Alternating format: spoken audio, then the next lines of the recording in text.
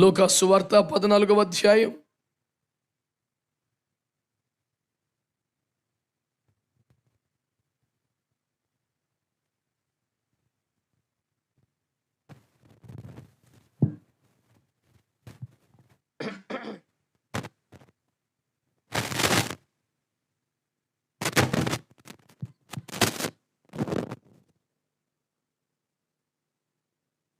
లూకా సువార్త 14వ అధ్యాయం 24వ వాక్యం. ఏలయనగా పిలువబడిన మనుషులలో ఒకడును నా విందు రుచి చూడని మీతో చెప్పుచున్నాను. ప్రేమ కలిగిన మా మహాపరిశుద్ధ తండ్రి, మహోన్నతుడా, ప్రాణాత్మ దేహములతో మీకు లొంగిపోతుని అల్పదాస్సును అంగీకరించమని మీ అగ్ని చేత కాల్చి పుటము వేసి పరిశుద్ధపరిచి నీతిగల నీ మాట తేటగా వినిపించగల బోరగా మార్చి మహిమ పొందగలరని ప్రాధేయపడి మీకు అప్పగించుకొనుచున్నాను. ఇప్పటికీ ఎప్పటికీ నేనే తగ్గాలి, మీరు హెచ్చాలి ప్రభువు. అందుచేత అల్పదాసుడును బేషరతుగా ప్రాణాత్మ దేహములతో మీకు లొంగిపోవచ్చుండగా మీ అగ్ని చేత కాల్చి మరుగుపరిచి మీరు మాత్రమే ప్రత్యక్షమై మీ మహిమైశ్వర్యము నింపిన ఈ పాత్రలో నుంచి మీ కృపామహిమకు కీర్తి కలుగునట్లు, మీ సంఘమునకు క్షేమాభివృద్ధి కలుగునట్లు, అనేక ఆత్మలు రక్షింపబడినట్లు మీరే మాట్లాడి మహిమ పొందమని ప్రాధేయపడుతున్న నాటంకాలు, అభ్యంతరాలు, శోధనలు, గలిబిని ప్రతి బలహీనతనే ఇస్తున్నాములు బంధించి నాశనం చేస్తున్నాం. ప్రాణాత్మ దేహాలతో మీకు లొంగిపోతుండగా ప్రియ పరిశుద్ధాత్మ దేవుడా, మీరు వశపరుచుకొని దేవదూతల పరిచయను సహా విడుదల చేసి మా ప్రాణాత్మ దేహములపై, ఉపకరణములపై యేసు రక్త ప్రోక్షణ నుంచి మీ శైలిలో, మీ స్థాయిలో కార్యములు చేయగలరని యేసు నామములో ప్రార్థించి వేడి పొంది ఉన్నాము తండ్రి. ఆమేన్.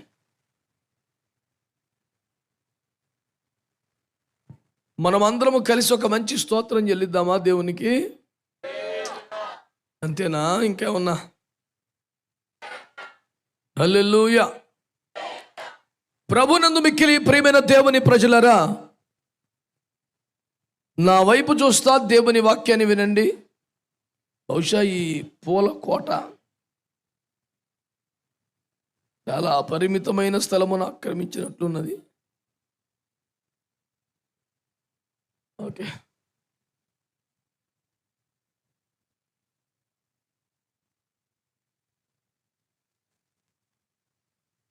మొదటి పుట్టినరోజు చేసుకునే పిల్లోని పూల మధ్యలో పెట్టి ఫోటో తీసినట్టు పెట్టారు కదా. 48 నాకెందుకు ఇంకా. అది కొంతమంది బిడ్డలు ఇప్పుడు నెమ్మది పొందారు. మంచిది, దేవునికి స్తోత్రం. సో నై favour sir, thank you sir. Right,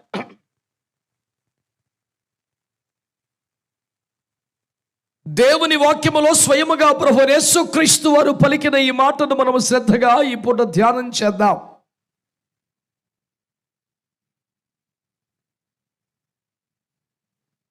అత్యంత కఠినముగా వినపడే ఈ మాట మీరు దృష్టి సారించవలసినటువంటి విషయమని మీ దృష్టికి తెస్తున్నాను. స్వయంగా ప్రభు వారు చెప్పారు ఏమని?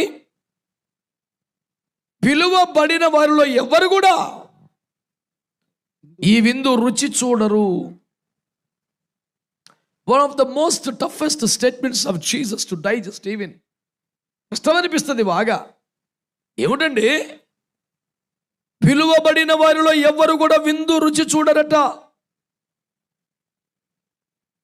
నువ్వు ఇక్కడ పెట్టావు పక్కన కోటం. అధ్యక్ష, ఏంటి నాకు ఎదురుకుండా రెండు అంట్లు ఒకసారి జరగకూడదా బాయ్? ఇంతకన్నా అనుకూలమైన స్థలమే దొరకలేదా బాలశౌరి గారు? ఏమిటి శౌర్యం అంతా నా మీద కుమ్మరించారు? ఇది కరెక్ట్ కాదు అసలు. మీరు చెప్పండి అనుభవనీయులు. సౌండ్ బాధగా The disturbance is sound. That is not good. Must be eradicated. That's not the way. All right. సకల ఆటంకములు తొలగిపోయినట్లు ఒక మంచి స్తోత్రం చెప్పండి. ఏమండి స్తోత్రానికి సౌండ్ పోద్ది అనుకుంటున్నారా? కోటకోళ్ళే కూలిని ఏదో ఇద్దులే చెప్పొచ్చుగా. ప్రతిదానికి లెక్కలేసుకోవడమే. ప్రభువునందు మిక్కిలి ప్రియమైన దేవుని ప్రజలారా,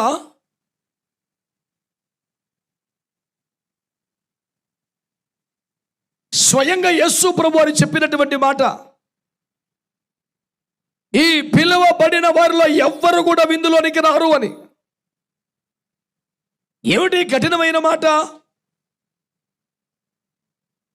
నేపథ్యం మీకు తెలుసు. ఒక విందు సిద్ధపరచబడుతోందని, ఆ విందుకు రావలసి ఉన్నదని ప్రజలందరికీ ఆహ్వానాలు పంపబడడం, ఏకమిగిన ప్రతి ఒక్కరు ఏదో ఒక సాకు చెప్పడం, అందరికీ అవకాశాలు విస్తృతపరచబడడం, చివరికి ఈ కఠినమైన మాటతో విషయాన్ని ముగించడం మనం చూస్తాం.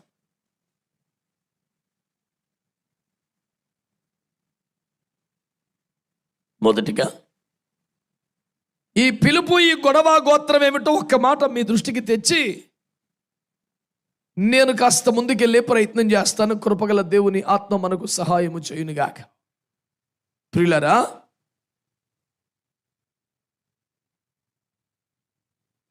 ఇక్కడ ఒక మహా విందు జరగబోతున్నదని,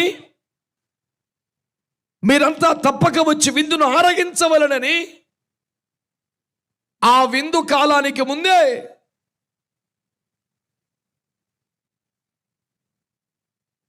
చాలా మందికి ఆహ్వానాలు పంపించారు. తీరా విందంతా సిద్ధపరచబడిన తరువాత మరలోసారి ఇప్పుడు విందు సిద్ధమైనది గనుక యజమానుడు రమ్మని పిలుచుచున్నాడు అని మరలా ఆహ్వానాన్ని పంపారు. అయితే పిలువబడిన వారంతా కూడా ఏకముగా నెపములు చెప్పడం స్టార్ట్ చేశారు. ప్రియులారా, మీరంతా గమనించాలని కోరుతున్న మాట ఏమిటంటే,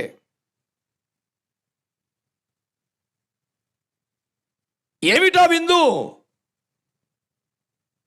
యెషయా గ్రంథము 25వ అధ్యాయము 6వ వాక్యములో చెప్పాడు, సైన్యములకు అధిపతియగు యెహోవా పర్వతము మీద సర్వలోక మానవులందరికీ కూడా ఒక గొప్ప విందు చేయించబోతున్నాడని.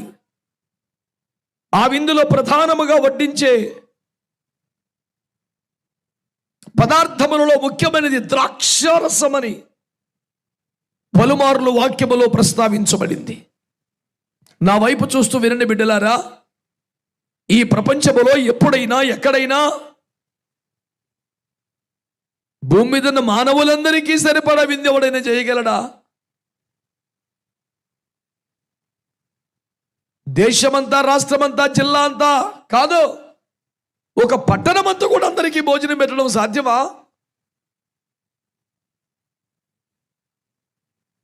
సంపన్నుల ఇంట్లో, గొప్ప గొప్ప వారింట్లో వేవేల మంది భోజనాలు చేయడం చూస్తాం, కానీ పట్టణమంతటికి భోజనం అన్న స్థాయిలో చూడలేం కదా. కానీ ఇక్కడ వాక్యములో రాయబడిన మాట ఏంటంటే, సైన్యములకు అధిపతికి యెహోవా సర్వలోక మానవులందరికీ విందు చేయించాడంట. ఈ భూమి మీద నరుడిగా జన్మించిన వారందరికీ కూడా సరిపడా విందు చేశాడట.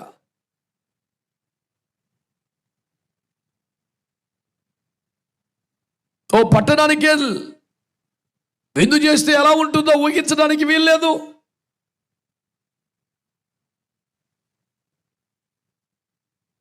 భూమి మీద ఉన్న మానవులందరికీ సరిపడా విందు చేయడం అంటే ఎంత బీభత్సం జరగాలి. ఎక్కడ చేశాడట? ఒక పర్వతం మీద చేశాడు. ఇప్పటికే మీకు అర్థమవుతున్నది కదా ముచ్చట. సరిగ్గా 2000 సంవత్సరాల క్రితం సుమారుగా కల్వరి కొండ అనబడుతున్న దాని మీద గొల్గతా శిఖరాన, గబ్బాతా అని పిలువబడుతున్న దాని మీద కపాలమనబడిన స్థలమున సదాకాలమునకు సరిపడ ఒకటే బలిగా విశ్వమానవులందరి పాపముల ప్రాయశ్చిత్తార్థమైన బలి అర్పణగా మన ప్రభు యేసు క్రీస్తుని దేవ గొర్రె పిల్ల అందరి పాపముల ప్రాయశ్చిత్తార్థమై వధించబట్టాన్ని మనం చూస్తున్నాం. అతడు రాయబడిన మాట ఏంటంటే, ఈ విందును స్వయంగా దేవుడైన యెహోవా సృష్టికర్త ఏర్పాటు చేశాడట. ఎవరికి? భూమి మీదున్న మనుషులందరికీ ఏర్పాటు చేశాడట. అందుకోసం వధించబడ్డటువంటి బలి పశువు ఎవరో కాదు, స్వయంగా తన కుమారుడు, జనితైక కుమారుడు, అద్వితీయ కుమారుడు, ఏకైక కుమారుడు, హిజ్ ఓన్లీ బిగోటెన్ సన్, ప్రభువైన యేసు క్రీస్తు అనబడుచున్న దేవ గొర్రె పిల్ల కల్వరి కొండపై వధించబడగా సర్వలోక మానవులకు సరిపడా విందుగా ఆయన అనుగ్రహించబడినాడని దేవుని వాక్యములో వ్రాయబడి ఉంది. ఆ విందులో ప్రధానమైన వస్తువులు ఏమిటట? పదార్థములు వడ్డించబడినవంటే ద్రాక్షారసమని దేవుని వాక్యములో తేటగా వ్రాయబడి ఉన్నది. ఇప్పటికే బైబిల్ గ్రంథంతో కనీస పరిచయం వారందరికీ తెలుసు. ఆ ద్రాక్షారసం అనగా ప్రభువైన యేసు క్రీస్తు వారి పరిశుద్ధ రక్తమే తప్ప మరొకటి కాదని లేఖనాలతో పరిచయం ఉన్న వాళ్ళందరికీ తెలుసును. బిడ్డలారా, ఈ వాక్యాన్ని మీరు గమనించండి. ఈ విషయం కొత్తగా ప్రకటించబడుతున్నది కాదు. సృష్టి ఆరంభము నుండి దేవదేవుడి విషయాన్ని తెలియపరుస్తున్నాడు. ఫలాని కాలములో విందు జరగబోచున్నది, మానవులందరికీ కూడా దానికి ఆహ్వానం ఉన్నది, అందరూ రండి అని పిలుపు ఇవ్వబడింది. అయితే ఆదికాండం 3వ అధ్యాయం 17లో చెప్పబడింది మొదలుకొని, ఆయన స్త్రీ సంతాలకు వచ్చి బలవుతాడని చెప్పింది మొదలుకొని, ఆదికాండం 3:21లో వారి సిగ్గుని కప్పడానికి చర్మపు చొక్కాయిలు చేయించడానికి బలైన దేవ గొర్రె పిల్ల ప్రస్తావన ఉన్నది మొదలుకొని, మోరియా పర్వతం ఇస్సాకుకు బదులుగా వధించబడ్డ గొర్రె పిల్ల మొదలుకొని 30 లక్షల మంది ప్రజానీకం ఐగుప్తు నుంచి క్షేమంగా బయటపడడానికి వారి విమోచన క్రయధనముగా చెల్లించబడ్డ ప్రాయశ్చిత్తార్థమైన పరిశుద్ధ రక్తముగా వధించబడ్డ పస్కా గొర్రె పిల్ల మొదలుకొని పలు చోట్ల ఈ అనుభవాలు మనము చూస్తాం. చివరిగా పరాకాష్ఠగా వాటన్నిటి నెరవేర్పుగా కల్వరి కొండ మీద ప్రభువైన యేసు క్రీస్తు వారు అనేకుల ప్రాణ విమోచన క్రయధనముగా వధింపబడి తన పరిశుద్ధ రక్తాన్ని చెందించడాన్ని మనము చూస్తాం. దేవుని బిడ్డలారా, అందుకని ప్రకటన గ్రంథం 13వ అధ్యాయం 8వ వచనములో 2000 సంవత్సరాల క్రితమో కల్వరి కొండ మీదనో గొల్గొతా మీదనో అని చెప్పకుండా జగదుత్పత్తి మొదలుకొని వధించబడుతున్న దేవుని గొర్రె పిల్లని చెప్పాడు. ఒక్కసారి కాదు, జగదుత్పత్తి మొదలుకొని వధింపబడుతున్న దేవుని గొర్రె పిల్ల. అయితే ప్రియులారా, మీరు గుర్తించవలసిన, గమనించవలసిన మాట ఏమిటంటే, ఇలా ఆయన లోకానికి వస్తాడు, ప్రజలందరి నిమిత్తం వధింపబడతాడని సాదృశ్య రూపకంగా చూపించాడు, ప్రవచన రీతిగా చెప్పాడు, వాగ్దానముగా దయచేశాడు. ఆ విందుకు మీరందరూ రావాలని, ఆ విందులో పాలు పొందాలని, అందులో వడ్డించే పరిశుద్ధతను, పాప క్షమాపణను, రక్షణను, సమాధానమును, స్వస్థతను, దీవెనను మీరు పొందాలని ఎప్పటి నుంచో చెబుతా సరిగ్గా క్రీస్తు శిలువలో మరణించిన తరువాత, తిరిగి లేచిన తరువాత, రక్షణ సిద్ధపరిచిన తరువాత అపోస్తలులు శిష్యుల లోకానికి పంపుతూ ఇప్పుడు విందు సిద్ధమైనది గనుక రమ్మని యజమానుడు మరలా పిలవటం ప్రారంభించాడు. దేవుని ప్రజలారా, ఈ సంఘటనలో, సన్నివేశములో, సందర్భంలో ఒక 3-4 కాలములు తేటగా మనకు కనబడతాయి. అది ప్రవక్తల కాలం. వారందరూ కూడా ప్రవచిస్తూ వచ్చారు.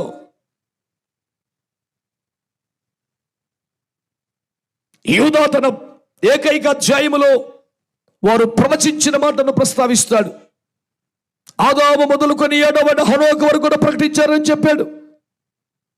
పేతురు తన మొదటి పత్రిక మొదటి అధ్యాయంలో ప్రవక్తలు ప్రవచించిన ప్రవచన సేవను గురించి 9-10 వచనాలలో మాట్లాడుతూ ఏమన్నారంటే,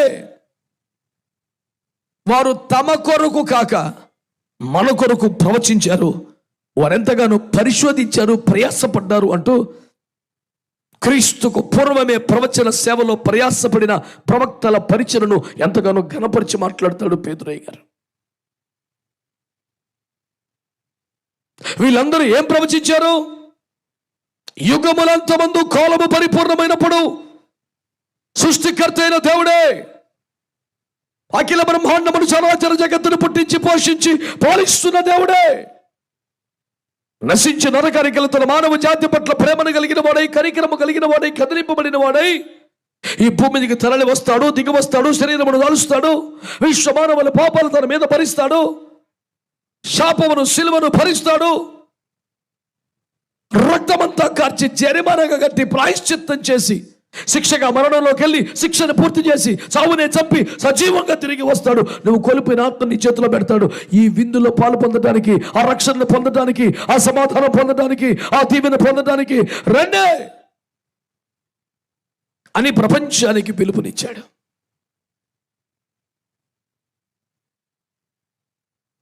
బిడ్డలారా, ఈ ప్రవక్తలందరూ ఈ ప్రవచన సేవ చేశారు.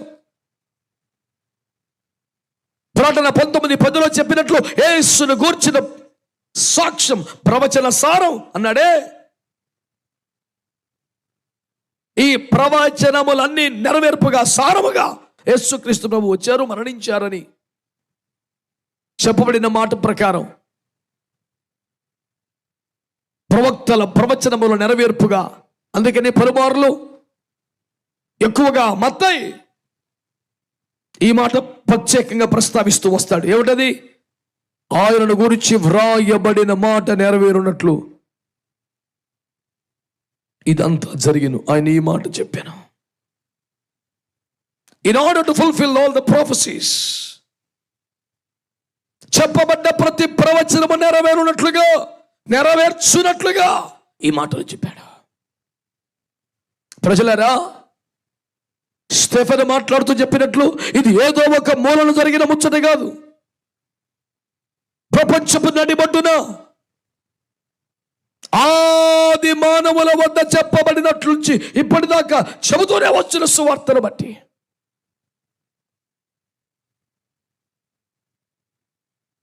ఆయన లోకానికి వచ్చాడు. మరొకసారి చెబుతున్నాను, ప్రపంచానికి అనేక సంవత్సరాలుగా నేను ప్రచారం చేస్తున్న మాటని. ఈ ప్రపంచంలో ఎప్పుడు కూడా, ఎవరు కూడా, ఎక్కడ కూడా నేను ఫలాని కాలములో పుడతానని చెప్పి పుట్టిన వారు లేరు. ఫలాని దేశానికి వస్తానని చెప్పి వచ్చిన వారు లేరు. ఫలాని గోత్రములో పుడతానని చెప్పి వచ్చిన వారు లేరు. ఫలాని పట్టణంలోనికే వస్తానని చెప్పి వచ్చిన వారు లేరు. ఫలాని పేరు మీద వస్తానని చెప్పి వచ్చిన వారు లేరు. ఫలాని ఆహార అలవాట్లతో వస్తానని చెప్పి వచ్చిన వారు లేరు. ఎంతటి గొప్పవారైనా, చరిత్రలో తమ పేర్లు లెక్కించుకున్న మహాచక్రవర్తులైనా కాల ప్రవాహంలో వచ్చారు, కాలగర్భంలో కలిసిపోయారు. కానీ కాలాన్ని ప్రశ్నించి, కాలాన్ని నియంత్రించి, కాలమునే ఏలుబడి చేసి, కాలములోనికి వచ్చి కాలాన్ని స్తంభింపజేసి కాల చక్రాన్ని ఇరుసుగా మారినవాడు కరే ఆయన ప్రభువైన యేసుక్రీస్తు వారు. కాబట్టి అందరితో ఆయన్ని సమానంగా చేయటం వీలు కాదని పదే పదే మీకు ప్రకటిస్తూ ఉన్నాను. పొత్తి పొత్తి గుడ్డలతో చుట్టబడని మీరే పాడతారు కదరా. ఆ దిక్కు దివాను లేనోడు, సత్రంలోకి వచ్చినోడు, సరైన గుడ్డముక్క లేనోడు అతనా మీ రాజు అని ఒక ఆయన నన్ను చాలా కోపంగా, ఎద్దేవాగా మాట్లాడాడు. నేను అన్నాను, వేసుకున్న వస్త్రాలను బట్టి మనిషి రేంజ్ని లెక్క పెట్టి అమాయకత్తు నీకెందుకు తగలబడింది నాయన? గాంధీ మహాత్ముడు సొక్క వేసుకోలేదు కాబట్టి షీప్ క్వాలిటీ మనిషి అంటావా? బుర్ర పని చేస్తుందా నీకేమన్నా? పగడేసి కాబట్టి రోజుకో రంగు వేస్తాడు కాబట్టి ఆడు సూపర్ అనుకుంటున్నావా? ఒంటి మీద వేసుకునే గుడ్డను బట్టి కాదు రామాయికమా. ఒక సత్యాన్ని గుర్తుపెట్టుకోవాలా. ఏ దేశములో పుడతానో చెప్పి మరి వచ్చినాడు, ఏ పట్టణానికి వస్తాడో చెప్పి మరి వచ్చినాడు, ఏ గోత్రములో పుడతానో చెప్పి మరి, అదే ఆయన రాజరేఖం, అదే ఆయన ఏలుబడి. ఎంతో దానికి రాజుగా వచ్చాడని తెగ ఫీల్ అయిపోతున్నామంటే మరి రాజుగా పోతే అంటే చెప్పు, ఎవడైనా చేయగలడా? ఇంకా రేపని ఎవడైనా చేస్తాడా?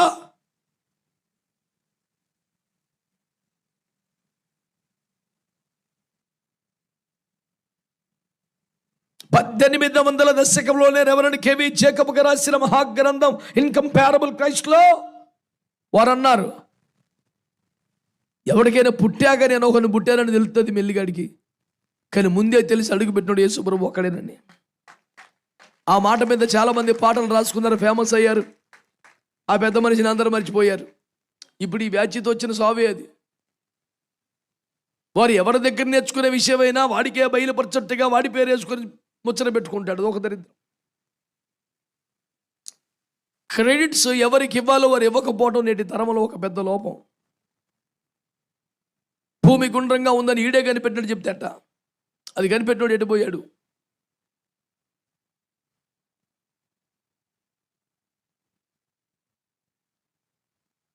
దేవుని వాక్యాన్ని వింటున్న ప్రజలరా, ఆయన ఈ లోకానికి దిగి వస్తాడని, విశ్వమానవుల రక్షణ కొరకే ఇలా చనిపోతాడని, అదొక విందుగా ఉండబోతుందని, ఆ విందులో రక్షణ, సమాధానం, స్వస్థత, విమోచన ఇవన్నీ నీకు లభిస్తాయని, ఆ విందులో వడ్డించబడి సకల పదార్థములు సర్వశ్రేష్టమైన పరిశుద్ధ రక్తమని, ద్రాక్షారసమని ఏనాడో చెబుతూ ఆయన రాకను గమనమును పరిశీలన చేసిన వారైతే కల్వరిని సమీపించి విందులో పాలుపొంది పరిశుద్ధ రక్తమును గురాలి ఇహపర ఆశీర్వాదములు సమృద్ధిగా సంపాదించుకొనవలసిన వారై ఉన్నారు. కానీ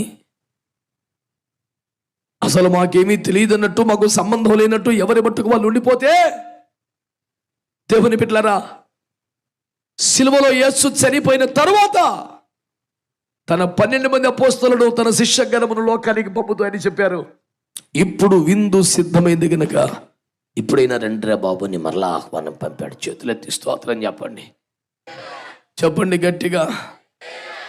ఆరంభము నుండి ప్రవక్తల నోట ప్రవచిస్తూనే వచ్చాడు, విందు జరగబోతుంది రమ్మని. నాకు ఇది పెట్టండి, నాకు అది పెట్టండి అడిగిన వాడికి ఏదేసే నేనా విందు పెడుతున్నారు రండిరా బాబు అని పిలిచాడు. సరే రాలేదు, ఇప్పుడు విందు సిద్ధమైనది కనుక రమ్మని పిలుచుచున్నాడు, అయినా రాలేదు. గత 2000 సంవత్సరములుగా జరుగుతున్న సువార్త ఏమిటి కొత్తది కాదు. అంతకుముందు 2000 ఏండ్లుగా 3000 ఏండ్లుగా ప్రవచింపబడిన ప్రవచనముల నెరవేర్పుడు గురించి మాత్రం మాట్లాడుతున్నదే సువార్త పరిచర్య. రండి, విందు సిద్ధంగా ఉంది. స్వస్థత కావాలా, విమోచన కావాలా, రక్షణ కావాలా, సమాధానం కావాలా, నీకు సమృద్ధిగా వడ్డించబడుతున్నాయి. ఉదయకాలం అయ్యబ్జే పెట్టారు చౌడయ్య గారు. తీరా భోజనం కూర్చుని నా చుట్టూ ఉన్న పదార్థాలు చూసి, తినడం సంగతి దేవుడు ఎరుగు, చూసి అలిసిపోయాను నేను. ఈ ఎలాగో ఆరగించేంత కెపాసిటీ లేదని శుభ్రంగా ఒక ఫోటో తీసుకొని పదిలపరుచుకొని వెళ్ళిపోయాం. దేవునికి స్తోత్రం. ఏముండదు, నేను ఎప్పుడు వినని పేర్లు కూడా చాలా చెప్పారు.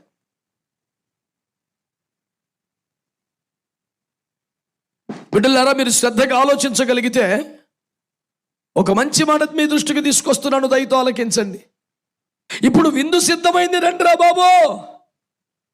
మతంలో కలిసిపోవనో, మతాన్ని మార్చుకోమనమో, కులాలనో, సర్టిఫికెట్లనో ముచ్చటది కాదు. ఏ క్లాస్ అనే విందు వడ్డించబడింది, రండి తినడానికి. ఇందులో మీకు దొరికేది పాప క్షమాపణ, స్వస్థత, సమాధానము, దేవునితో ఒక నూతనమైన సంబంధం. ఇవి ప్రధానమైన వస్తువులుగా వడ్డించబడుతున్న విందు రండి అనే సువార్త ప్రకటించబడుతుంది. ఆ విందు వట్టిదని, అందులో పెద్ద విషయం లేదని, మాకు అసలు ఆసక్తి లేదని ఎవడు అనడం లేదు. కానీ ఎవడూ రాలేదట. ఎందుకు అని అడిగితే ఒకడు చెప్పాడట, నేను పొలము కొనుక్కున్నాను, పరీక్షింప వెళ్ళిచున్నానన్నాడట. మరొకడు అన్నాడట, 5 జతల ఎడ్లు కొన్నాను, అవి మంచివో గుడ్డివో కుంటివో చూడాల్సి ఉన్నదన్నాడట. మరొకడు అన్నాడట, నేను ఒక స్త్రీని వివాహం చేసుకున్నాను కనుక నేను రాలేను అన్నాడట. ఈ సరళి అంతా విన్న తర్వాత ప్రభు చెప్పాడు, ఏమని? అయితే సంత వీధుల్లోకి, పట్టణ వీధుల్లోకి వెళ్ళండి, ఎవరు ఇష్టపడితే వారు సిద్ధపడితే తీసుకుని రండి అన్నాడు. ఆరంభంలో కొన్ని ప్రాంతాలకు మాత్రమే, యెరూషలేమునకు, యూదులకు మాత్రమే పరిమితమైన సువార్త రకరకాల కారణాలతో విశ్వవ్యాపితం చేయబడింది. దేవుని బిడ్డలారా, అందరికీ అవకాశాలు గ్రహించబడ్డాయి. ఆ తర్వాత ఇంకనూ స్థలం ఉండిపోయింది, జాగా ఉండిపోయింది అని చెబితే ఏమన్నారు తెలిసిన? రాజమార్గములోను ముండ్ల తుప్పల్లోనూ ఉన్నవారిని తీసుకురండి అన్నాడు. అదేమిటి? ముండ్ల తుప్పల్లో ఉన్నవారిని తేవడం ఏమిటండి?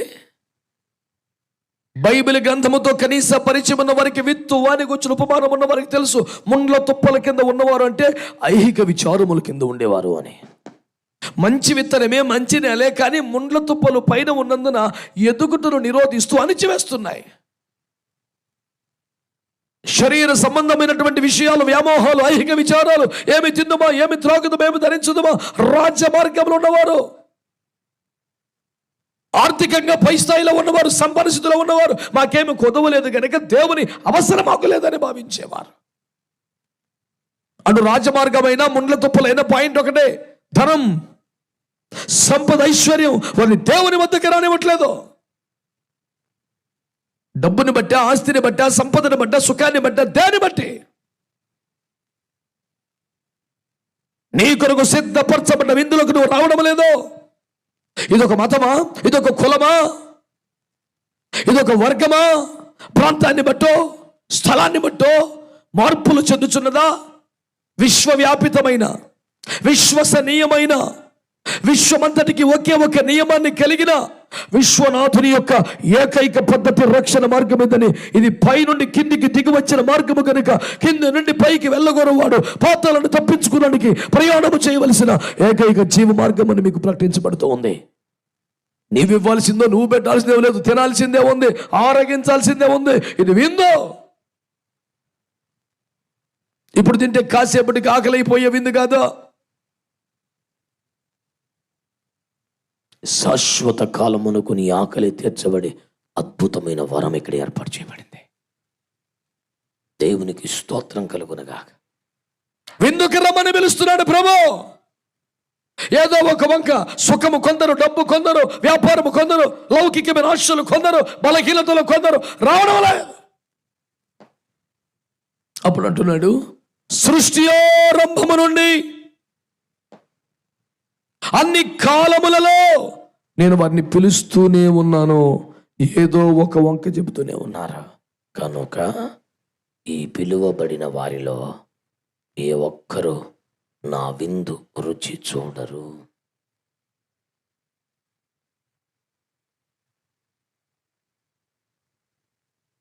క్రైస్తవులారా, దేవుని ప్రజలారా, మీరంతా దయపాలించి మాటలు వినండి.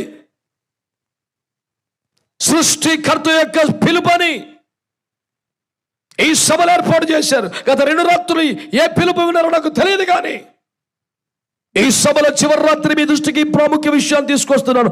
ఆరంభం నుండి దేవుని పిలుపు ఒకటే, తన వద్దకు రమ్మని, ప్రేమతో సిద్ధపరిచిన విందారగించమని, నీ ఆకలి తీర్చుటకు, నీ సిగ్గు కప్పుటకు, నీ తప్పిక తీర్చుటకు, నీ లోపమును పూడ్చుటకు సిలువలో తానే బలై చనిపోయి సిద్ధపరిచిన శ్రేష్టమైన విందును ఉచితంగా ఆరగించమనే ఆయన పిలుస్తూ ఉన్నాడు, పిలుస్తూ ఉన్నాడు, పిలుస్తూ ఉన్నాడు. ఏదో ఒక వంక చెబుతున్నావా, డబ్బు ముఖం చూస్తున్నావా, ధనమా, లోకమా, ఆస్తి, ఐక్య విచారాలా, ఏ కారణంతో దేవుని పిలుపును నువ్వు నిర్లక్ష్యం చేశావు? ఏ కారణంతో దేవుని పిలుపును త్రోసిరాజన్నావు? ఏ కారణంతో నువ్వు ఆయన పిలుపుకు స్పందించి ఆ విందులో పాలు పొందలేదు?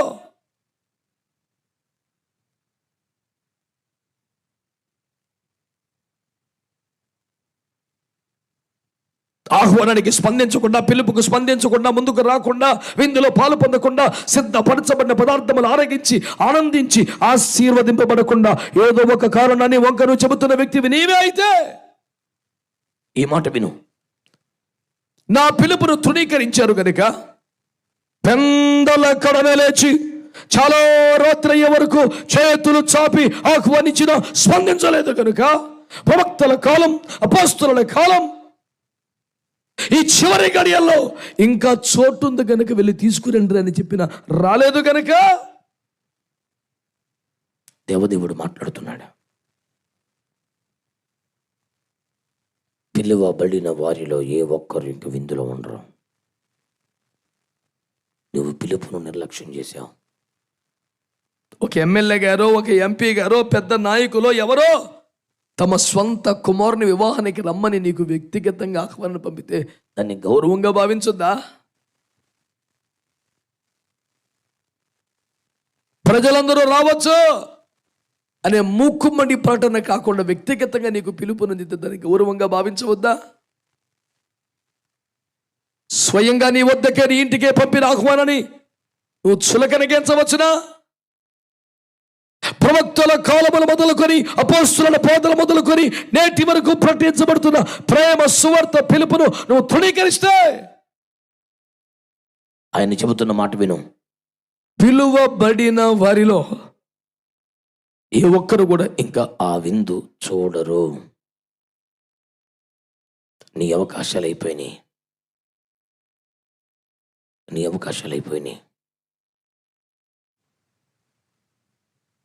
రక్షణ అనే విందులో పాలు పొందమని, ఈ సమాధాన బలిని ఆరగించమని,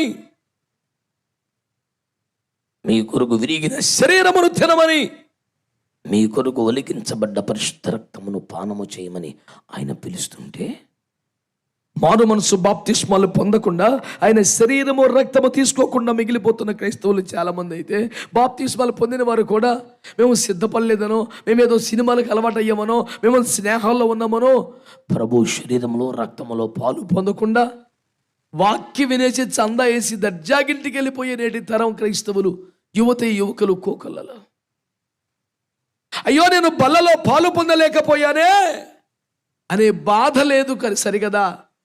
దానికి పాపిష్టి పనికి మాలిన సమర్థింపేమిటంటే నేను ఎలా పడితే అలా పాలు పొందనన్నా, మానేస్తాను కానీ సరిగ్గా సిద్ధపడకుండా అసలు పాలు పొందను నేను. ఇడు సూపర్ క్వాలిటీలుగా చెప్తాడు, ఇడు ఎప్పుడూ పాలు పొందడు. ఇడు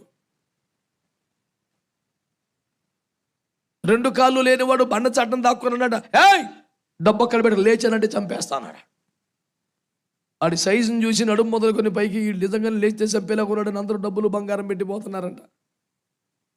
వీడు కుంటివాడని సంగతి తెలిసిన వాడు దగ్గరికి వచ్చాక అలవాటు పడ, ఏయ్ పెట్టక్కడ పెట్టాలి చంపేస్తాను లేచానంట అన్నాడంట. ఆడన్నాడంట లెగిరా చూద్దాం అన్నాడు.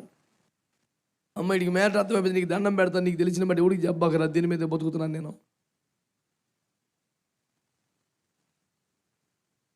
ఓ పెద్దబడి క్రైస్తవేలాగా సోకుబడి చర్చికి రావటం బైబిల్ లేకుండా, ఒకవేళ కష్టపడి అమ్మా బాబు పోరుబల్లేక బైబిల్ తెచ్చినా అది ఏది ఎక్కడో తెలియదు ఆడికి.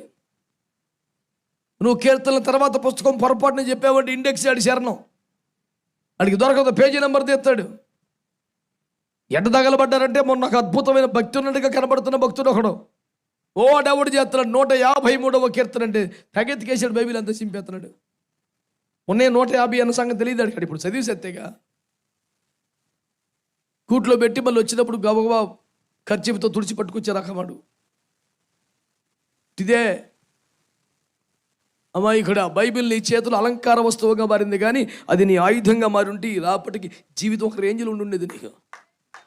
శాతయ్య సావక్ కానీ ఆడెవడో ఓడ ప్రయాణం చేస్తూ ఉపవాసం ఉన్నాడంట. అందరు పోయి తిండి తింటా ఉంటే ఓడలో కొన్ని 100 మంది ఇడిమట్టికి అమాయకంగా కూర్చొని ఏలబడి చూస్తున్నాడట. ఎరా భోజనం కొత్తలేదు ఫాస్టింగ్ అని అడిగంటే పెద్ద మనిషి, ఫాస్టింగ్ అని బొందా డబ్బులు లేవు నాకు అన్నాడు. టికెట్ ఉందా అన్నాడట. ఉందిగా అంటే చూపిస్తే ఒక తెంగర మొహవాడు ఇందులో 3 మాసాల్లో ఓడ ప్రయాణం తినడానికి సరిపడా మొత్తం బిల్లు కట్టే ఉందిరా, ఈ టికెట్ చూపిస్తే అపరంగా తినొచ్చాడు. అరే అన్యాయంగా 3 రోజులు చూపిస్తూ ఉన్నాను, తగదినెద్దు నీ పాటికి అని ఫీల్ అయ్యాడు. తెలిచావగా వ్యవహారం అంతా. ఆ టికెట్లో ఎంత సత్తా ఉందో, సరుకు ఉందో, ఎంత చెల్లించబడి ఉందో, ఆ టికెట్ ఒక్కడు చూపిస్తే ఎంత పని జరుగుద్దో తెలియగాడు కడుపు మార్చుకున్నాడు. నీ చేతిలో ఉన్నదాని విలువ నీకు తెలిస్తే ఈ పాటికి వేరే రకం ఉంటుంది వ్యవహారం. బైబిల్ నీకు అలంకారప్రాయమా? ఈ మధ్య ఈ తరానికి ఇంకోటి, నా సెల్ ఫోన్లో ఉందిగా బైబిల్. అంకుల్ నీ చేతిలో ఒక బైబిల్, నా చేతుల్లో 20 రకాల వర్షన్స్ ఉన్నాయి. I'm having more Bibles than you my dear uncle, you know that. Oh సోస్, చాలా సూపర్ పాయింట్ చెప్పావు. అందులో బైబిల్ మాత్రమే లేదు, సకల దరిద్రం ఉంది, ఒక మూల బైబిల్ కూడా ఇరికి ఉంది. వీడు సోగ్గా బైబిల్ తీసి చదువుతాడు మనం చెప్పినప్పుడు, ఈలోపు మెసేజ్ వస్తుంది ఒకటి, పైన స్కూల్ అవుతుంటుంది, కింద వాక్యం ఉంటుంది, పైన దరిద్రం అంటది.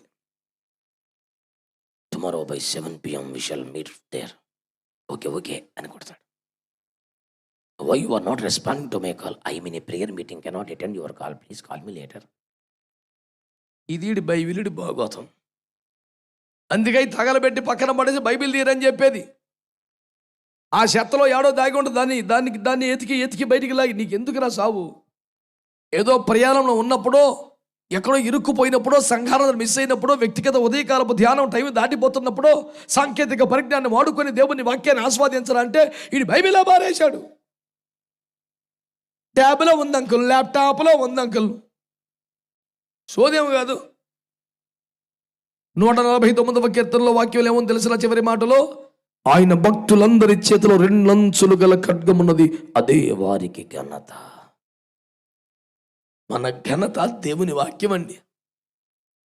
చేతి చివర జారిపోయేలాగా తగిలించిన గొలుసు కాదు, భోజనం చేత కట్టుపడే రింగు కాదు. ఓయ్, నీకు ఘనత ఏమంటే తెలుసునా? దేవుని పరిశుద్ధ గ్రంథం నీ చేతిలో ఉంటమే నీ ఘనత. దాన్ని బరువుగా భావించిన వాడు, దాన్ని నామూషిగా భావించిన వాడు లాస్ట్లో ఉంటుంది కూటమాడికి. ఏముంటది? ఈ పిలుపు నందుకొని కూడా వాడు స్పందించలేదు గనుక వాడు నా విందును ఎప్పటికీ రుచి చూడడు. పిలువబడ్డ వారిలో ఎవడు కూడా మిస్లాడు. సృష్టికర్త అయిన దేవుని పిలుపు ఏమండి ఆరంభమును నీకు వినబడుతూనే ఉంది. ఆయన నువ్వు నిర్లక్ష్యం చేసావు, పట్టించుకోలేదు, పక్కన పెట్టేశావు. ఏదో ఒక కారణం చెప్తున్నావు. మాకు తెలుసు యేసు ప్రభు దేవుడు అని, మాకు ఇష్టమే. జేబులో ఉంటుంది రూపాయి క్యాలెండర్, బాధ వచ్చేస్తే గబుక్కుని తీసుకుని ముద్దెట్టేస్తాడు, జోబులో పెడతాడు.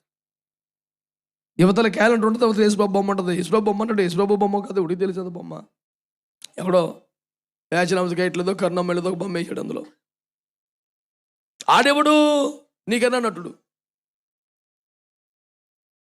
నీకన్నా సూపర్, అంతే. నీకు తేడా ఏముంది? ఇడికి వాళ్ళు మంగళవారమో బుధవారమో తెలుస్తాకి ఇటు తిప్పుతాడు, టెన్షన్ వచ్చి ఇటు తిప్పి ముద్దు పెడతాడు. అర్ధాంతరంగా బస్ స్టాండ్లో ఉండగా కరెంటు పోతే మాత్రం టప్పుకుని ఎత్తాడు. అది యేసు ప్రభు చీకట్లో చిక్కుపోయి నీకు దండం పెడతాను, లోకానికి వెలుగు నీవే. క్యాలెండర్ మట్టుకు నా దగ్గర ఉంది కానీ ఇంకేం లేదు, నేను నీ దండం పెడతాను. నేను ఆదివారం చర్చికి వెళ్ళలేదు తప్పే, కానీ ఈ పూటకి మట్టుకు కాపాడు, రేపు ఆదివారం వెళ్తా. ఎక్కలేని తీర్మానం, ప్రార్థన, మొక్కుబడి, ప్రార్థన, సమర్పణ, ప్రార్థన చీకట్లో చేస్తాడు. ఇడు చర్చిలో తగలబడవచ్చు కాదురా అంటే యాక్చువల్గా వద్దామని అనుకున్నాను, ఫ్రెండ్స్ రమ్మన్నారు అంకుల్. ఆడు ఎవడు రాడు? దేవుడు లేడని భావించేవాడు, దేవుడు అన్నా ఏమీ చేయలేడని భావించేవాడు. ఇట్లాంటి మారు మనసు లేని బ్యాచ్ చేత్తు పూసుకొని తిరగబాకండి. విశ్వాస సంబంధమైనటువంటి మంచి అనుభవం కలిగిన బిడ్డలతో సహవాసం కలిగి ఉండండి. దేవుడు మిమ్మల్ని ఆ రీతిగా బలపరచాలని నేను కోరుకుంటున్నాను. ఒక స్తోత్రం చెప్పటమో, అవునంటమో, ఆమెనంటమో మొత్తం బీసిపోయి చూస్తారేంటారు బాబు. హల్లెలూయా. ఏంటి అడ్రస్ ఏంటిది? నల్ల చెరువు 9 అయినా 9 అయినంటే ఏందబ్బాయి?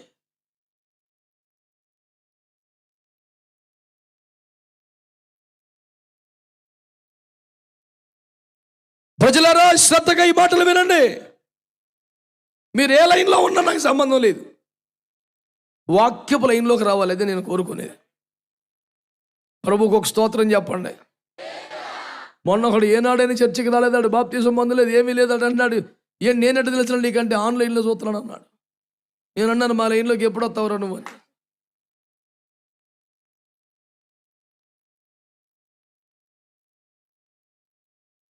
మొన్న కెనడా పోవటానికి ఎయిర్పోర్ట్లో హైదరాబాద్లో కూర్చుంటే లాంజ్లో కూర్చోకుండా చాలా వందనాలు నా ప్రార్థన చేయాలి. నువ్వు ఏడంటే నేను మీ ఊరు చాలాసార్లు వచ్చానుగా, ఆయన ఎప్పుడు కనపడలేదంటే ఎప్పుడు రానన్నా నేను.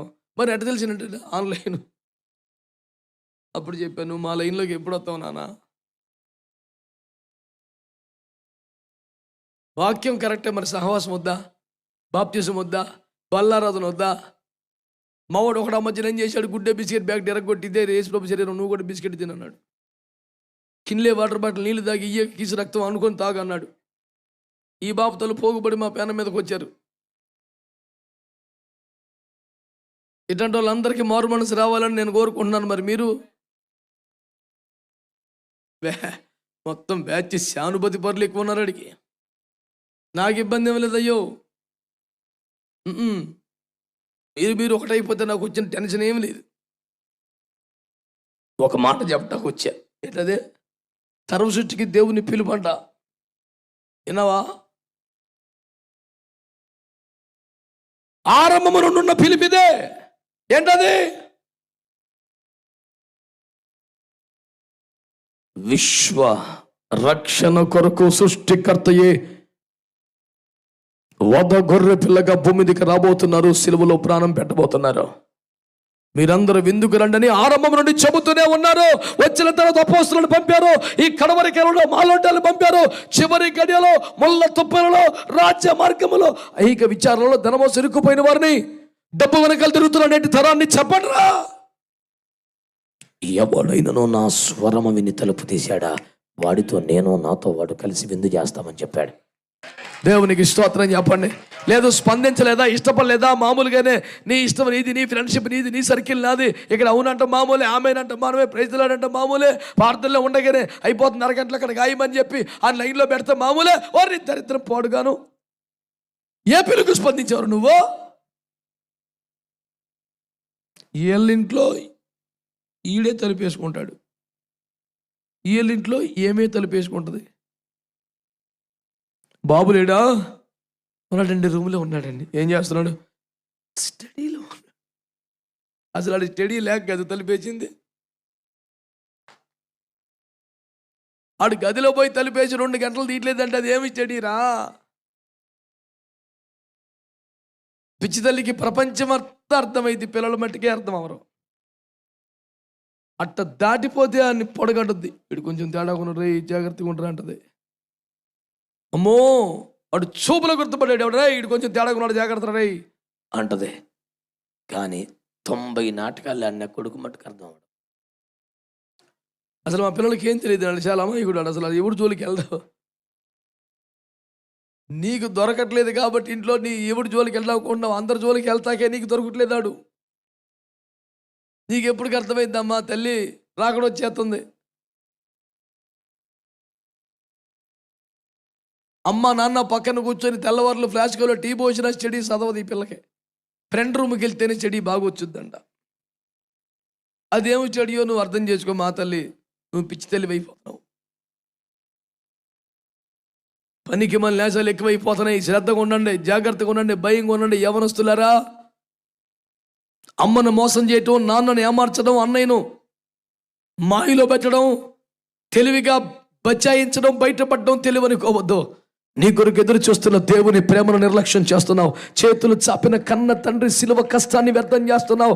పిలిచి పిలిచి ప్రవక్తలు పంపాడు, అపోస్తలు పంపాడు, మాలాంటి చిన్న శతిక సేవకులు పంపాడు. పట్టణ వీధుల్లో రాజములు ఎవడు ఉంటే కేకేసుకురంటారా అని దేవుని పిలుపుకు లోబడపోతే చివరిగా చెబుతున్నాడు, సృష్టి ఆరంభం నుండి పిలుస్తున్నాను. ఏదో ఒక వంక, ఏదో ఒక నాటకం, సర్లే పోనీ. పిలువబడిన వారిలో ఏ ఒక్కడు కూడా నా విందును రుచి చూడడు.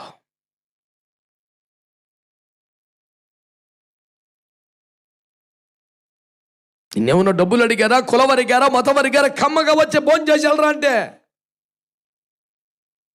అయితే క్షయమైపోయే పదార్థాలు భోజనం కాదు, ఇప్పుడు తింటే అరగంటకు ఆకలేసే భోజనం కాదు. దేవుని వాక్యాన్ని శ్రద్ధగా ఆలోచించేయండి.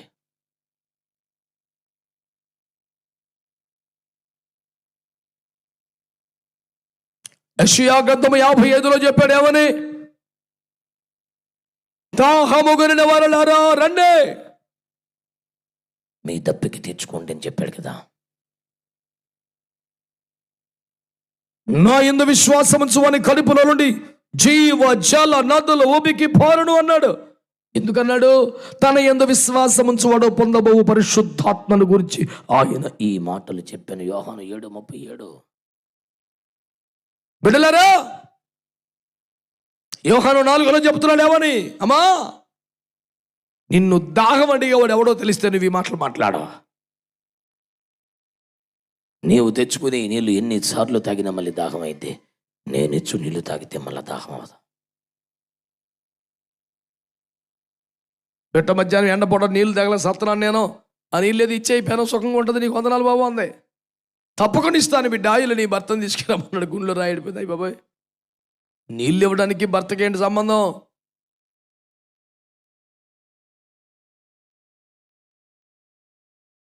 ఈయన మహిమ కలిగిన దేవుళ్ళ ఉన్నాడు, జాగ్రత్తగా మాట్లాడాలి.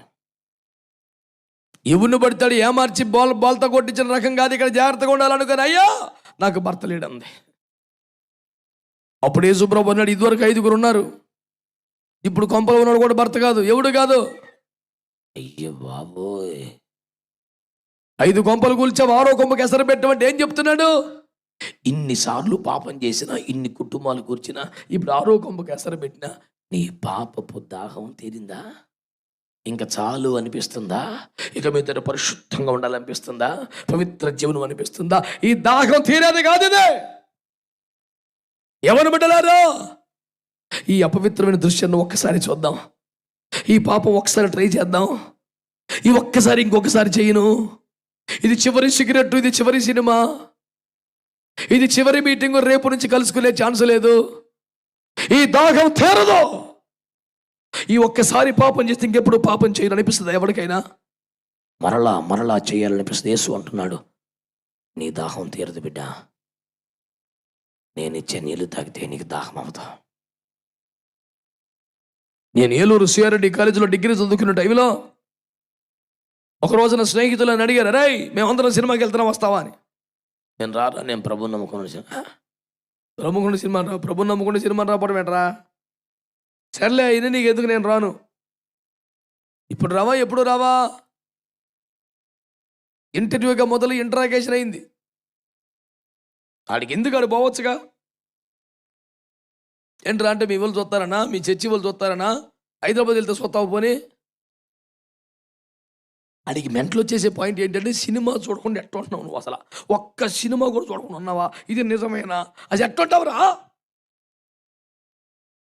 నేను అడిగి ₹1 కోటి మాట చెప్పా, రేయ్ అసలు సినిమా చూడకుండా ఉండడం అనేది నా నిబద్ధత, నిగ్రహం. అంత సీనియం లేదు ఈ విగ్రహానికి. విషయం ఏంటంటే, ఆ దాహం లేకుండా చేశాడు యేసు ప్రభు. ఓ దాహం వేసేస్తుంటే, తిప్పులు వచ్చేస్తుంటే, control my dear soul, don't get tempted, నేనేమి లేదు ఇక్కడ. ఓ ఆశ కలుగుతుంటే, కోరిక కలుగుతుంటే నిగ్రహించుకొని తొక్కిపట్టేసినా, హల్లెలూయా, అంత లేదురా. అసలు ఆ దాహమే లేకుండా చేశాడు యేసు ప్రభు. అసలు సారాతోనే మొహం కడిగాడు కొంకలు బయట పక్కనోడు. చిన్నప్పుడు లిగితోడు సారాతోనే, మందుతోనే మొహం కడిగేవాడు. వారి కోసం మా అమ్మగారు, నాన్నగారు ఏడగా ప్రార్థనలు చేయగా, చెప్పగా మొత్తానికి దేవుడు ఆయన్ని మార్చుకున్నాడు. వాడు మారి చర్చికి వచ్చిన ఊరందరూ అన్నాడు, చర్చికి వచ్చిన తాగే వస్తాడు, కానీ ఒకవేళ ఆడు చర్చికి వెళ్ళినా ఇంటికి రాగానే తాగేస్తాడు, ఉండలేడాడు అన్నారు అందరూ. సుమారు 23 సంవత్సరాలు అడిగి రక్షించబడి అసలు ఆ వాసన కూడా పడతలేదు ఆ మనిషికి, అసహ్యం చేసుకుంటున్నాడు. దాని అర్థం ఏంటంటే, విపరీతమైన దాహం అవుతుంటే కంట్రోల్ చేసుకోవటం కాదు, అతనికి దాహమే లేకుండా చేశాడు దేవుడు. పచ్చి భయంకర వ్యభిచార తిరుగుతున్నాడు, పరిశుద్ధుడిగా మారిపోయాడు. దొంగోడు చెయ్యంట కోసి సూర్యులో గడితే అమాసి రాత్రి తిరుగుద్దంట. అడు బుద్ధి పోదని చెప్తా కట్టండి మాటలు చెప్తారు. అట్టంటి వాళ్ళు మారిపోయారు. మీరెవరు స్తోత్రం చెప్పరా? హల్లెలూయా. ఇంట్లో తిండికి లేకపోయినా కొండ మండ చెంబు తప్పాలు అమ్మేసి క్రికెట్ బెట్టింగ్లు కట్టేవాడు ఒకడు. సర్వనాశనం చేశాడు, బెట్టింగ్లకు పోయాడు. ఆడు పొద్దుకు ఒకరు ప్రార్థన తప్ప ఇంకేం చేస్తలేదు. వీడు మారాడా? యేసు ప్రభు వారిలో ఉన్న మహాత్మ్యం ఏంటి తెలుసా? ఆయన ఇచ్చు నీళ్లు త్రాగితే వచ్చి వెలువేంటి తెలుసా? నీకు మరలా పాపము చెయ్యాలి అనే ఆశ కలగదు. అనిపించేద్ది అంతే. పొద్దున్న చౌడయ్య గారు సాక్ష్యం చెప్తుంటే విన్నాను. ఇదే ఊర్లో తాగి పడిపోయాను నేను. అలాంటి నేను ఈ 20-30 సంవత్సరాలుగా మహిమగల దేవుని సేవలో నన్ను సాక్షిగా నిలబెట్టుకున్నాడని చెప్పాడు. బలవంతంగా ఒక్కబెట్టుకొని మాత్రం కాదా, ఇంట్రెస్ట్ పోయిందేక, ఆ దాగం అవట్లా. ఇది ఎవరిది టాలెంట్? నీది నాది కాదు. ఆయన ఒక నీళ్ళు ఇచ్చాడు, అవి తాగితే ఇక దాహం. ఆ నీళ్ళ పేరే దేవుని పరిశుద్ధాత్మ. దానికి అర్హత ఏంటి? దానికి ఎలిజిబిలిటీ ఏంటి? 10,000 రూపాయలు కడితే 7,000 రూపాయలు వెనక్కి వచ్చే స్కీమ్ ఉందా? టీషర్టా, టోపియా, సమాధి పెట్టా, కేక, ఏందిర ఫార్ములా? చాయలేవో. రక్తమే జయం. ఒకటే ఒక క్వాలిటీ ఏంటి చెప్పాడు సార్? దాహము కొంటే వచ్చే రీత్యాన్ని అన్నాడు. పరిశుద్ధంగా జీవించాలని దాహము నీకుందా? ఆమె చెప్పండి. దేవుని కొరకు బ్రతకాలనే దాహము నీకుందా? దేవుని రాజ్యానికి ప్రయోజనకరమైన ఒక పాత్రగా ఉండాలని కోరిక నీకుందా? ఈ ఆశ నీకుంటే, దాహము నీకుంటే, తప్పికలుంటే దాహము కొనిన వర్ల రండి. మీ దప్పిక తీర్చుకోండి. దేవునికి స్తోత్రం చెప్పొచ్చుగా. పిలుపు నీకుంది, స్పందించలేదా, వినలేదా? నాయన, ఈ పిలుపు గురించి, పరిశుద్ధాత్మ గురించి మనోహడు అంటాడు. ఒక చోట మొదలెట్టాను వాక్యం, అది చీటీ పంపాడు స్టేజీ మీదకి. ఏముంది తెలుసా? అన్న, ఇప్పుడు కాంట్రవర్సీ టాపిక్ ఎందుకు, ఏదన్నా ప్లెయిన్గా చెప్పు. ఓరి దుష్ట దుర్మార్గ నీచ నికృష్ట భావన సమర్థిస్తున్న అమాయక సేవక, ఏమిట్రా ఇది? పరిశుద్ధాత్మల గురించి మాట్లాడుతుంటే నాకు సీటీ పంపాడు. కాంట్రవర్సీ టాపిక్ ఎందుకు, ప్లెయిన్గా ఏదైనా మాట్లాడు. హోటల్ కాడ కూర్చొని ఉల్లి దోశ వద్దు, ప్లెయిన్ దోశ ఏమని చెప్పినది ఈజీగా మాట్లాడాడు. పరిశుద్ధాత్మ అంట, కాంట్రవర్సీ అంటే వివాదం అంట. నీకు నోరెట్టు వచ్చిందిరా మాట అంటే పరిశుద్ధాత్మ వివాదం. నువ్వు ఐగుప్తు వదిలిపెట్టావు, వాగ్దాన దేశానికి వెళ్తున్నావు, ప్రస్తుతం ఎడారిలో ఉన్నావు. నీకేం కావాలా?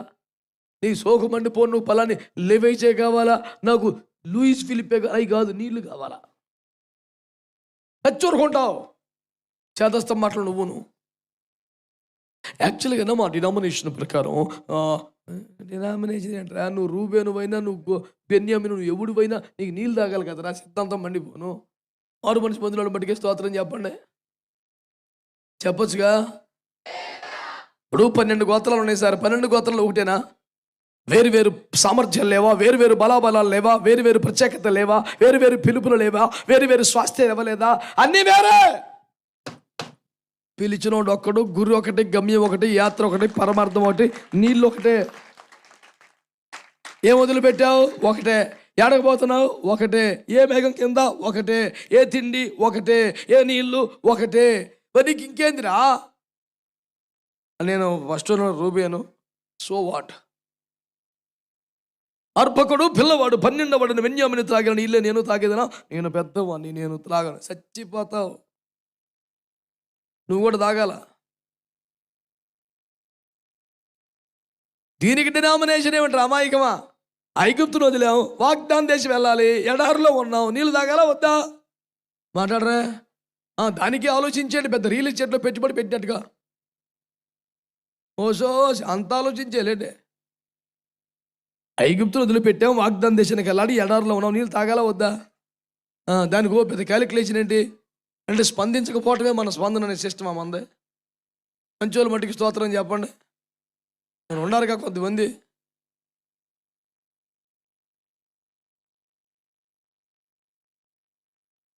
సిద్ధాంతం ఒకటే, నీకు దాహం ఉందా? ఫ్రీ.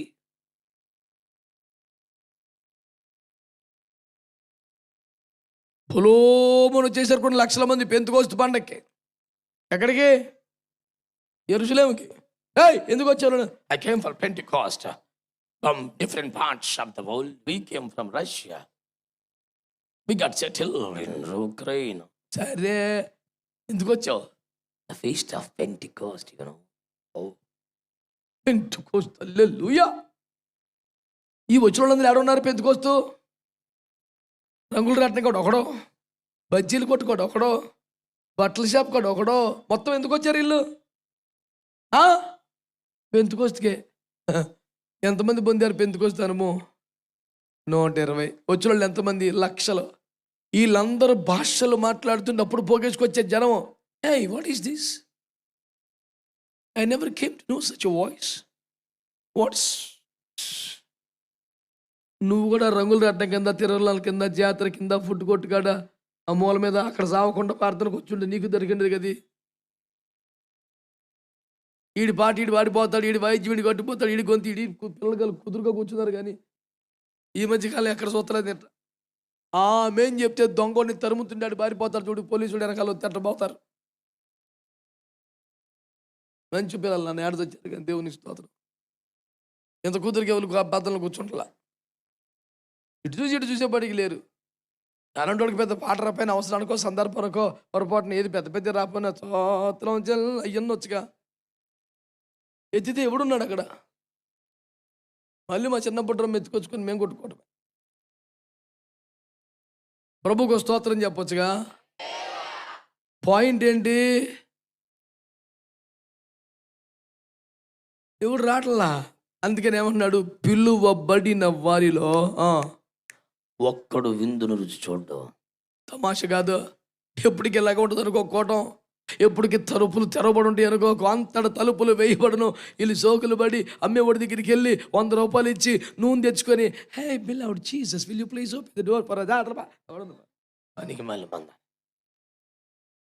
మేము 5 కన్యకలు పరిశుద్ధులు. ఏ పురుషుడు తలెత్తుకొని చూడకుండా బతికినటువంటి కన్యాత్మను కాపాడుకున్న పరిశుద్ధులం మేము. Will you please open the door for the Holi people? He said, I do not know who you are. Hey, this is crazy. We are the church members. We used to be in the choir, you know. లేదు, పేరు లేదు. సంఘ పెద్ద లిస్టుది మా పేరు ఉంటుంది, choir పేరుది మా పిల్లోడి పేరు ఉంటుంది. క్వైర్లో ఉంది, సంఘ పెద్ద లిస్టులో ఉంది, మెంబర్షిప్లో ఉంది, 5,000లో ఉంది, ఇక్కడ లేదు పేరు.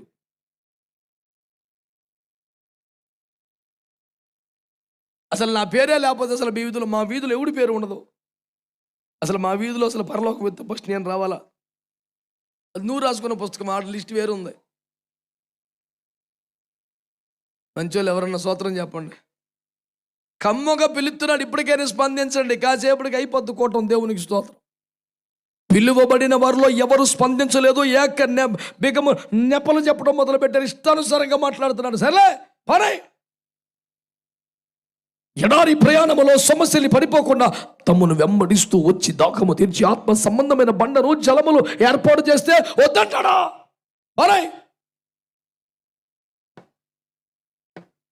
మత్తయి సువార్త 11:28 ఏముంది? పిలుపు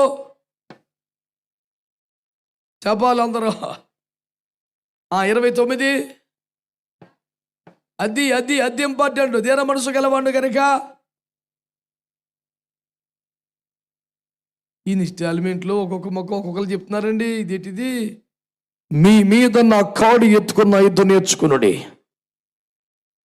అప్పుడు మీ ప్రాణములకు విశ్రాంతి. ఎప్పుడంట విశ్రాంతి? మీ మీద నా కాడి ఎత్తుకుని నా దగ్గర నేర్చుకోండి. ఆ మొక్క వదిలేసి ప్రయాసపడి భారం మోసుకొంచున్న సమస్త జనులారా నా యుద్ధకు రండి, నేను మీకు విశ్రాంతిని కలుగజేతును. ఈ వాయిస్ మాడ్యులేషన్స్కి వీటికి ఏం కరువు లేదు. ఓ ఎఫెక్ట్లు పెట్టి సౌండ్లు పెట్టి నా ఎద్దుకు రండి, నా ఎద్దుకు రండి, నా ఎద్దుకు రండి, నేను మీకు ఒక అపాయింట్ చేస్తారు. చిప్పుతాకాడి పని పాపం. విశ్రాంతి విశ్రాంతి విశ్రాంతి విశ్రాంతి విశ్రాంతి ఎవడికి లేకుండా పోతుంది. సౌండ్ మండిపోను. ఇవన్నీ ఏళ్ళరా నాన్న. రేయ్ తమ్ముడా, ఆయన వద్దకు రాగానే విశ్రాంతి అని బైబిల్ ఏమార్చలేదు, అబద్ధం చెప్పలేదు సార్. మీ మీద నా కాడు ఎత్తుకొని మోయినప్పుడే విశ్రాంతి అని చెప్పాడు. నీ పిలుపు దేనికి? హలో, విందు అరగించడానికి. నిన్నెందుకు పిలిచాడు? దాహం తీర్చుకోవడానికి. నిన్నెందుకు పిలిచాడు? ఆయన కాడి మోయడానికి. దేవునికి స్తోత్రం చెప్పండి గట్టిగా. దేనికి పిలిచిన? మొన్నకి సంఘంలో యవనస్తులు మంచి ఉద్యోగంగా మంచి చురుకైన కార్యకర్తలకు తెగ తిరిగేస్తాడు ఇటు. నేను యాకేశాను, తమ్ముడు రే నువ్వు ఆయన కాడిని మోయిచున్నావా? I think that is not my calling uncle. సోజు నువ్వు ఇంగ్లీష్లో చెప్పేది కరెక్ట్ అయిపోద్ది ఎట్రా. నువ్వు ఇంగ్లీషులో మాట్లాడినా, హిందీలో మాట్లాడినా, తెలుగులో వలకపోసిన విషయం ఒకటే. హలో, గూగుల్ యాప్ ఉన్నవాడు ఏ దేశం వెళ్ళిపోయినా ట్రాన్స్లేటర్ పెట్టేసుకొని నేచ రక్త వేద్యవాడు ఏ భాషలో కీక్యూలన్నా నువ్వు చెప్పేసుకుంటున్నావు కదా తెలుగులో. నువ్వు ఏ భాష అన్నా అక్కడ మాత్రం అర్థమవుతుంది ఎట్రా. వాక్యం ఏం చెప్తుంది? నేను పిలిచిన వారు నా పిలుపుకు స్పందించకుండా ఏదో ఒక వంకలు చెబుతున్నారు. ఒకడు పొలం అంటున్నాడు, ఒకడు ఎద్దులు అంటున్నాడు, ఒకడు స్త్రీ అంటున్నాడు. ఏదో ఒక ధనమోసలో వ్యామోహంలో డబ్బులో పడిపోయి నా విందునికి రావటం లేదు.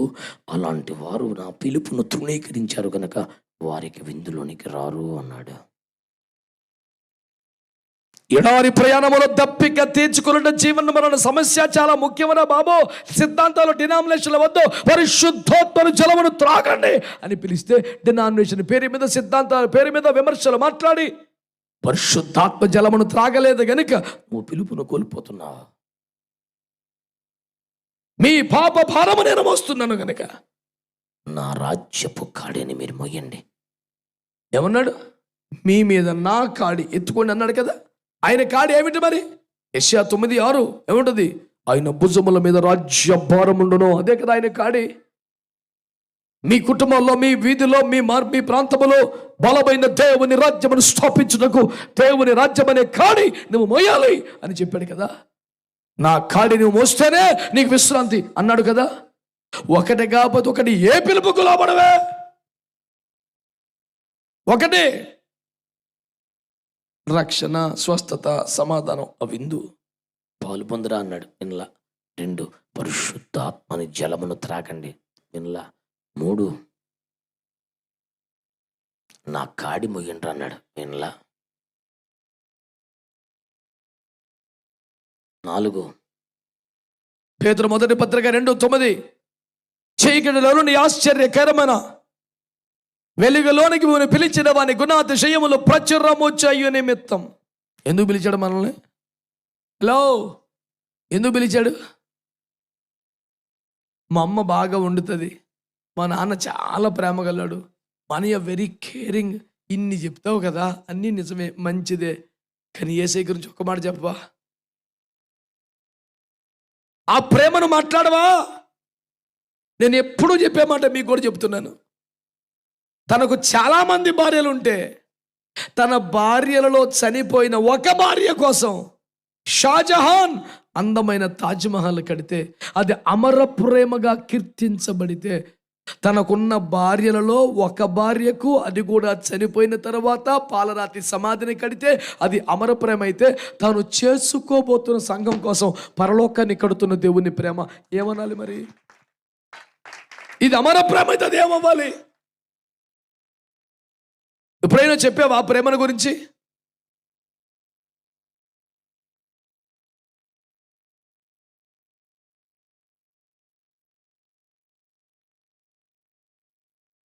ప్రచురము చేయు నిమిత్తమే పిలువబడ్డానవా? దేవునికి స్తోత్రం. నేను మా ఫ్రెండ్ ఒకసారి, వాడు క్రిస్టియనే, ఒక హోటల్కి వెళ్ళాం, టిఫిన్ ఆర్డర్ చేసాం. టిఫిన్ వచ్చింది. వాడు ఇలా సీరియస్గా చూస్తూ ఉండిపోయిన ఒక నిమిషం. శాతపడి చేసి వాళ్ళు అక్కడ చూస్తున్నాం ఎందుకురా అన్నాను. వండరా ప్రార్థన చేసుకుంటాను అన్నాడు. అది ఇదేం ప్రార్థన రా శాతపడా? మరి చర్చిలో చేసి ఇంట్లో చేసినట్టు కళ్ళు మూసుకొని చేసుకుని అందరూ చూసి నవ్వుతారా? వీడు ప్రార్థన చేసుకుంటున్నట్లుగా ఎవరైనా గమనిస్తే వాళ్ళు ఎగతాళి చేస్తారో ప్రశ్నిస్తారేమోనని ప్రార్థన చేయకుండా తింటాకే మనసు ఒప్పలేదు, ప్రార్థన కళ్ళు మూసుకొని చేస్తాకే ధైర్యం చాలేదు వీడికి. ఏంటంటే ప్రార్థన చేస్తాడు అంటాడు. నీ డబ్బులతో నీవు కొనుక్కున్న నీ టిఫిన్కి నువ్వు ప్రార్థన చేసుకోవడాకే ఇన్ని రకాలుగా మడతాడిపోతున్నావురా క్రైస్తవుడా? ఏయ్, ఇది నీ క్వాలిటీ, నీ రేంజ్, నీ గొడవ, నీ గోత్రం.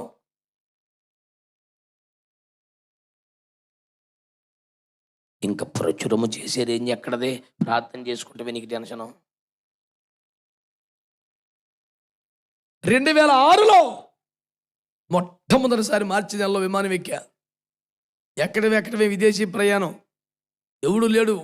అదే మొదటిసారి. యేసు రక్తమే జయం. నా ప్రయాణానికి మొత్తానికి వెళ్ళి కూర్చుంటే మనము సీట్ని, విండో సీటు, ఏదో సీటు మనం సెలెక్ట్ చేసుకోవచ్చు అనేంత సీటు మనకు తెలియదు. ఆడు ఏది అందులో కూర్చోలేమనుకున్నాను, కానీ కృపలో నాకు అన్ని శుభ్రంగా చూసుకోమని విండో సీట్ ఇచ్చాడు వేసి. 2006లో ముచ్చట చెప్తున్నాను. అప్పుడు ఈ పిల్లలు ఎవరు అప్పుడు ఇంకా భూమి మీదకి వచ్చి ఉంటారు. ఆడ కూర్చొని ఇటు చూస్తే యేసు రక్తమే జయం, ప్రపంచమంతా నా ముందు చిన్నదైపోతుంది, నేను పైకి వెళ్ళిపోతున్నాను. వారానికి ₹5 సందా వచ్చింది. కాలంలో సైకిల్ వేసుకుని తిరిగిన దృశ్యమంతా గుర్తొచ్చింది. సైకిళ్ళని నలకల్లా కనపడుతున్నాయి. ఆశ్చర్యపోయి అప్రయత్నంగా నాకు కన్నీరు ఆగట్లేదు.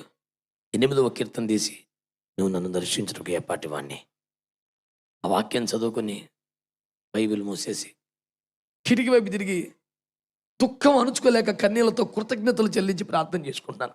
ఈలోపు ఏమొచ్చింది? ఎవరు ఆవిడే? ఆవిడే ఎయిర్ హోస్టెస్ వచ్చింది. హలో సార్, ఎక్స్క్యూజ్ మీ అని చదువుతాను. స్తోత్రం స్తోత్రం స్తోత్రం. Hello sir, excuse me. No excuses అన్నా. I'm sorry, what's wrong with you అన్నాను. That's my question, what's wrong with you? Leave me alone. వీడు ఎవడో దుర్మార్గుడు అనుకుంది పోయి ఆని తీసుకొచ్చింది ఇంకొకడిని. అది క్రూ ఇన్ఛార్జ్ అంట ఆడు. వచ్చి సార్ వాట్స్ ద ప్రాబ్లం అన్నాడు. నీకు ఎప్పుడు చెప్పాడు రా ప్రాబ్లం అని అంటే ఏమో చెప్పిందిగా. ఆడంకాయలు నక్కి నక్కి సొత్తు. అసలు మీది ఏందిరా జబ్బు అని అడిగా. Sir we want to know why you are crying.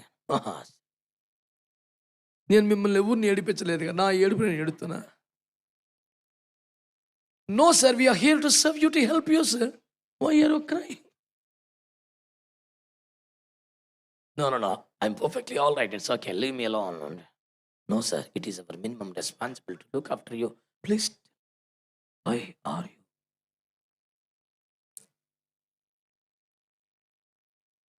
సరే నన్ను అడిగారు, చెప్తాను వింటారా మరి అన్నాను. Yes sir. అదల బాగు నేను చెప్తాను నేనని. యేసు రక్తమే జయం. తీజా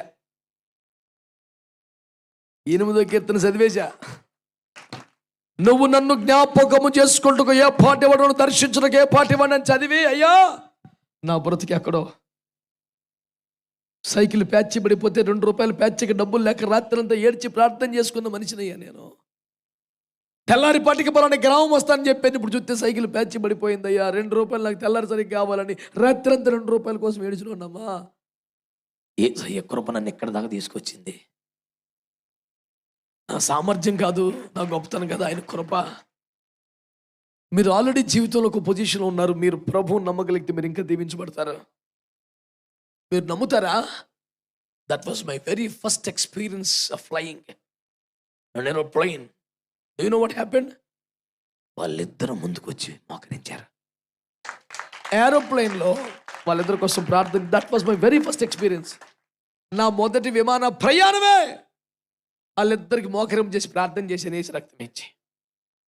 నేను చెప్తున్న సువార్త ఒకటే, ప్రచురించుటకు మనం పిలువబడ్డాం. దేవునికి స్తోత్రం చెప్పండి. హల్లెలూయా.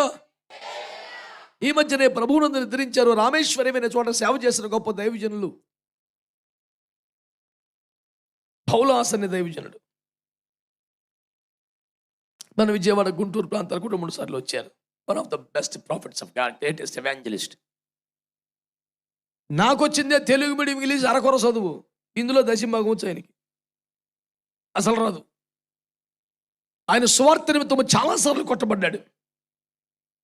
ఆయనకి తెలుగు రాదు, మలయాళం, ఇంగ్లీష్ అరకొర. పర్లేదు సాక్ష్యం చెప్పండి. ఏం చెప్పాడు తెలిసిన?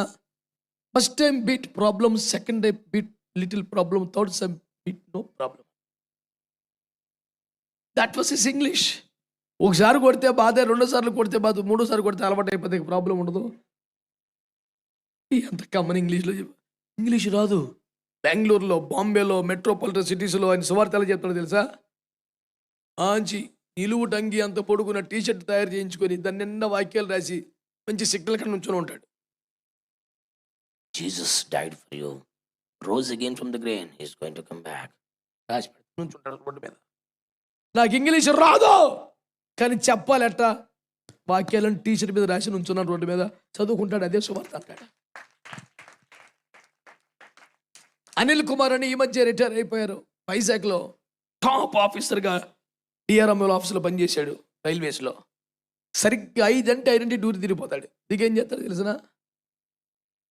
సువార్త కర్రపత్రికలు పట్టుకుని అవుట్ గేట్ దగ్గర నుంచి రైల్వే స్టేషన్ దగ్గర రోజుకి 3000 పత్రికలు పంచుతాడు ఆయన. టాప్ ఆఫీసర్, లక్షల్లో జీతం. సరిగ్గా ఫ్లై కాకి ఆయనతో పనిబడి ఒకసారి ఆఫీస్కి వెళ్ళా. సార్ 5 గంటలకు వెళ్ళిపోతారు కదా సార్ అన్నాడు. ఎక్కడ దొరుకుతాడు అన్నాడు. ఎక్కడికి వెళ్ళక్కర్లే, గేట్ కూడా ఉంటాడు చూసుకున్నాడు. అంత పెద్ద సార్ గేట్ దగ్గర ఉంటే ఏంటి ఎటకారం పడుతున్నాడు. లేదు సార్ ఉంటాడు, వెళ్ళి చోటు వెళ్తాక ఉన్నాడు. అన్న ప్రైజ్ లాడు, ఫాస్ట్ గారు ప్రైజ్ లాడు, కారులో కూర్చోటి వస్తానన్నాడు. నేను కారులో కూర్చొని నువ్వు నుంచి ఎందుకు నుంచున్నావంటే, నేను దేవుడికి రక్షణ పొందినప్పుడు మొక్కుబడి చేసుకున్నా. నేను సువార్థికుల్లాగా, ప్రసంగికుల్లాగా వాక్యాలు చెప్పే అవకాశం నాకు ఉండదు, ఆ తలంతు నాకు లేదు. డ్యూటీ అయిపోయాక రోజుకో 3000 పేపర్లు పంచుతానని మొక్కున్నాను. ఆ 3000 అరగంటలు అయిపోతే ఇంటికి వెళ్తా. 6 గంటల నుంచి నుంచుంటే అయితే కానీ ఇంటికి వెళ్తాంట. ఎందుకు పిలిచాడు మనల్ని? చెప్పరే చెప్పరే. ఓన్లీ అవన్నీ నిజమే లేక కాదంటలేదుగా. మన పిలుపు ఎందుకు ఇంకా? యేసయ్య ప్రేమను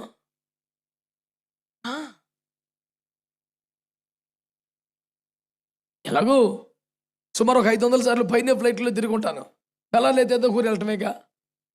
బైబిల్ బ్యాగ్ చిన్నది క్యాబిన్ లగేజ్లో ఉన్న అందులోంచి బైబిల్ తీసి పట్టుకొని కూర్చుంటా.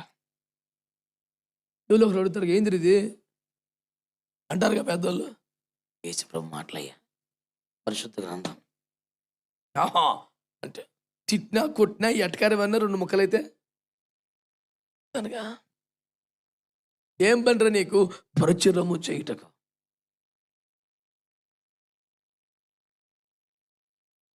ఉమ్మడి రాష్ట్రం ఉన్నప్పుడు రాజశేఖర రెడ్డి గారు సీఎంగా ఉన్నప్పుడు ఆ టైంలో ఎక్కువ ఉత్తరాంధ్ర నాయకులందరూ పద్దాక ప్రతి శనివారం ఫస్ట్ ఫ్లైట్లో వచ్చేసేవాళ్ళు. స్పైస్ జెట్ ఫస్ట్ ఫ్లైట్ ఉండేది అప్పుడు. నేను శుక్రవారం రాత్రి నాకు ఏ సభ తగిలినా నాకు ఫస్ట్ ఫ్లైట్లో టికెట్ చేసేవాళ్ళు.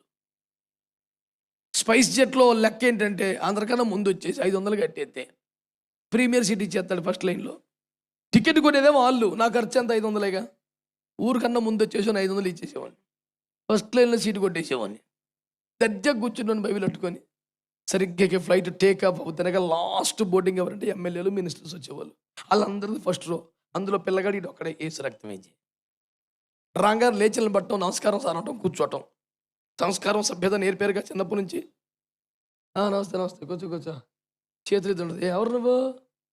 పాస్టర్ గారు. నన్ను బా నేను ప్రతిసారి కనపడుతున్నావు అంటే ఎవరో ఒకరు కేకెత్తున్నారు, వస్తున్నాను సార్. ఈ డబ్బులు ఎక్కడ ఈ విదేశాల నుంచి వస్తున్నాయి? అబ్బాయి లేదండి, సెల్ ఫోన్ తీసి చూపించి. ఏముంది అందులో? మీరు డేట్ ఇవ్వండి సార్, రాను పోను ఫ్లైట్ టికెట్లు నేనే కొని పెడతాను అన్నాడు మెసేజ్. నీ పని బాగుందిరా బాబు అంటే ఏ డబ్బు నమ్ముకుంటే మీ పని ఇంకా బాగుంటుంది సార్.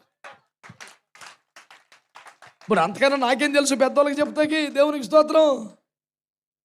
పాయింట్ ఒకటే, we are here to preach the good news of the Almighty God. ప్రచురము చేయి నిమిత్తం పిలువబడ్డాం మనం. చేతులెత్తి స్తోత్రం చెప్పండి. చెప్పారు అందరు గట్టిగా? సర్వ సృష్టికి దేవుని పిలిపేమంటే వచ్చి విందులో పాలు పొందండి, పరిశుద్ధాత్మ జలమును తాగండి, రజ్జపు కోడిని మోయండి, ఆయన గుణాతిశయాల్ని ప్రచురము చేయండి. ఈ పిలుపు నువ్వు వినలేదా? లోబడలేదా? పట్టించుకోలేదా? చూసుకో. పిలువబడిన వారిలో ఏ ఒక్కడు విందులో ఏక రుచి చూడడు. ఎందుకంత కఠినమైన తీర్మానం ఎవడు చేశాడు? నువ్వు పిలుపుకు లోబట్లా.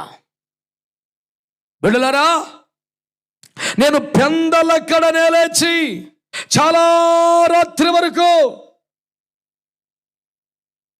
దినమెల్ల చేతులు చాపి పిలిచిన నా పిల్లలు నా పిలుపును స్పందించలేదు. వాళ్ళు రావట్లేదన్నాడు దేవుడు.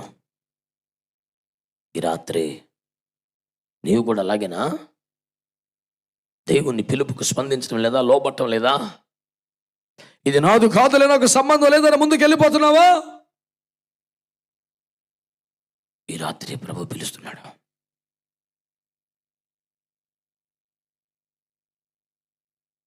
నీ సంగతి ఏంటి?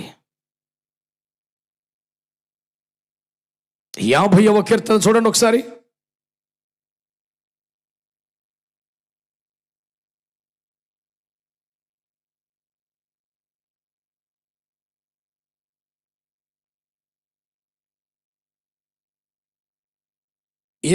కీర్తన 1 నుండి 4 వచనాలు.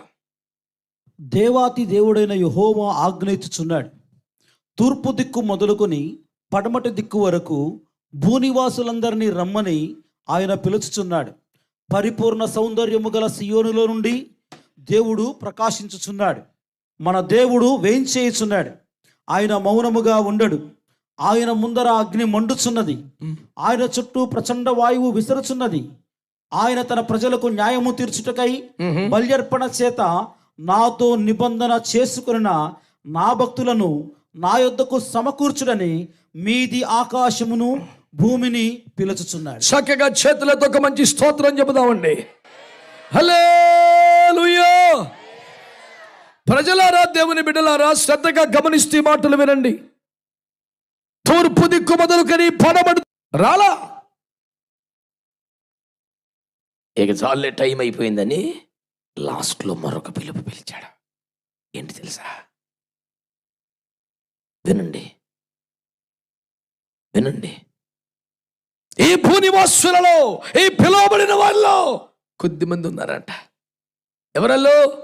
బలి అర్పణ చేత నాతో నిబంధన చేసుకున్న నా జనులను నా దగ్గర తీసుకురండి. ఏం చేస్తానో వారికి న్యాయము తీర్చదను. చప్పట్లు కొట్టి స్తోత్రం చెప్తారు యేసయ్యకే. హల్లెలూయా.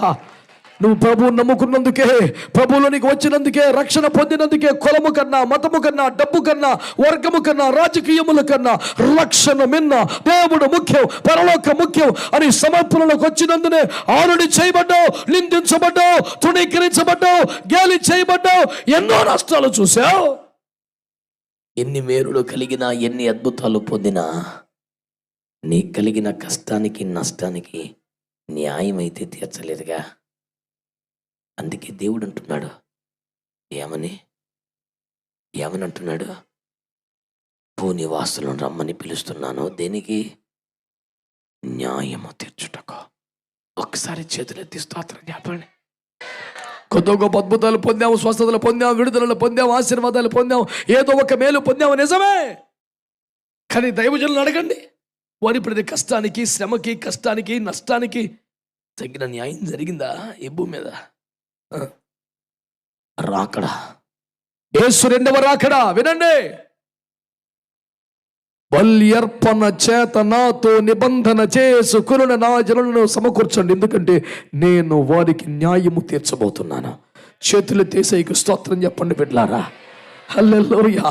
నువ్వు పడిన ప్రయాస, నువ్వు పడిన కష్టం, నువ్వు చేసిన సేవ, నువ్వు ప్రకటించిన సాక్ష్యం, నువ్వు నిర్మించిన దేవుని రాజ్యం, ఇవన్నీ చూడు, నీకు న్యాయము తీర్చు ఒక గడియ దేవుడు ఏర్పాటు చేసి ఉన్నాడు. అది రెండవ రాకడ, అది క్రీస్తు ఆగమన ప్రకాశం, ఆయన సమీపముగా రాబోతున్న అద్భుత కార్యం.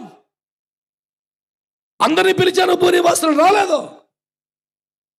ఇక చివరిగా కొంతమందిని పిలుస్తున్నాను. ఎవరిని పిలవబోతున్నాను?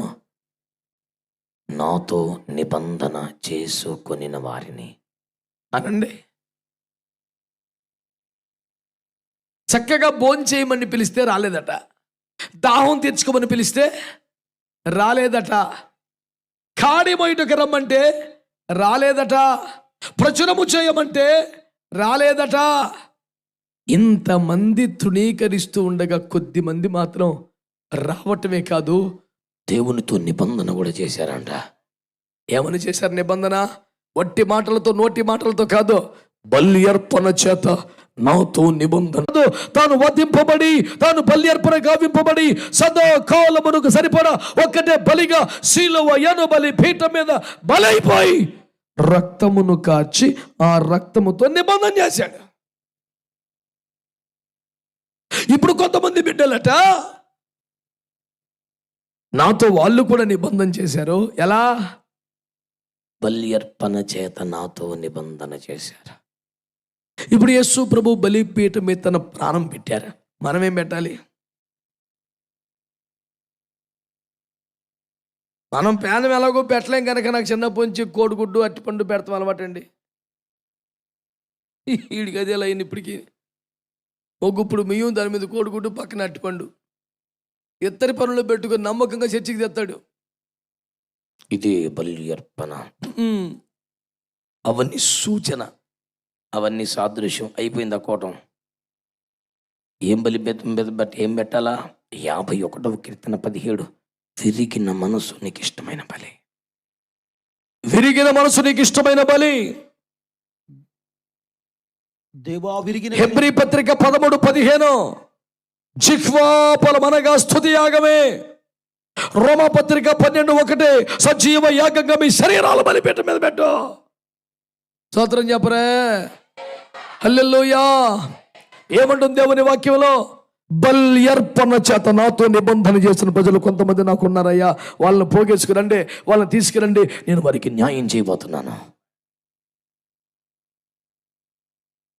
నన్ను అడిగాడు మొన్న ఒకడు, నెక్స్ట్ ట్రిప్ ఎవరు వస్తే న్యాయం జరుగుద్ది అన్నాడు. ఆడు ఎందుకు అడిగాడు? నా దగ్గర నుంచి ఏం కోరుకుంటున్నాడో నాకు తెలుసు. ఆడు నా దగ్గర నుంచి ఏం కోరుకుంటున్నాడో మాత్రమే కాదు, యేసుప్రభు ఏం కోరుకున్నా కూడా నాకు తెలుసు. అందుకే నేనేం చెప్పాను?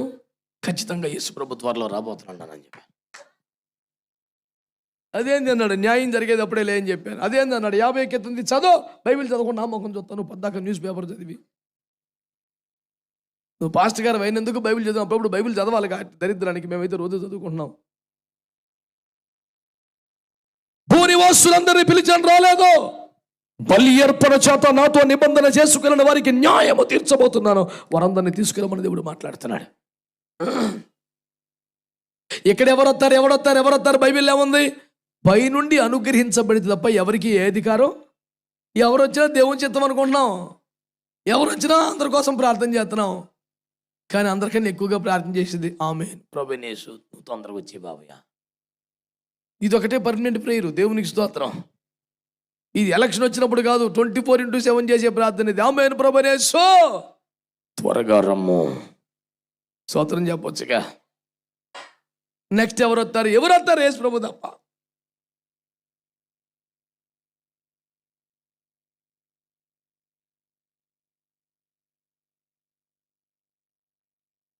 ప్రతి 5 సంవత్సరాలకి మానవ జీవితం ఏం మారట్లేదు సార్. గత 6000 సంవత్సరాలుగా అలాగే ఉంది. యేసయ్య వస్తేనే నీవే రాకపోతే అన్నారు ఈ మధ్య, నేనేమైపోదునో. హల్లెలూయా. మరి మొదట రాకడే అంత బేభత్సమైతే రెండో రాకడే ఇంకెంత ఆశీర్వాదకరమయ్యా. ఎదురెత్తి స్తోత్రం చెప్పరే భక్తులారా. యేసు ప్రభు రావడం మీకు ఇష్టం లేదా నాయనా? హల్లెలూయా అంటారేట్రా. యేసు ప్రభు రావటం మీకు ఇష్టం లేదా? ఇష్టమేనా? మరి రావటం వల్ల నీకేమైనా ఉపకారం కలిగిద్దా? ఎట్టు కలిగిద్ది? నిబంధన లేకుండా ఊరక కూటానికి వచ్చిపోతే. అలో అంటే ఉపకారం ఏమి రాదు. సందా బియ్యం పట్టుకొచ్చి, కోడిగుడ్డు పట్టుకొచ్చి, ఆనపకాయ పట్టుకొచ్చి, అబ్బా నాయన అది కాదురా. సజీవయాగముగా అది కూటం. స్తోత్రం చెప్పరే. హల్లెలూయా. ఏమంటున్నాడు? నేను న్యాయం తీర్చబోతున్నాను. ఎవరికి? నాతో నిబంధన చేసిన వారిని.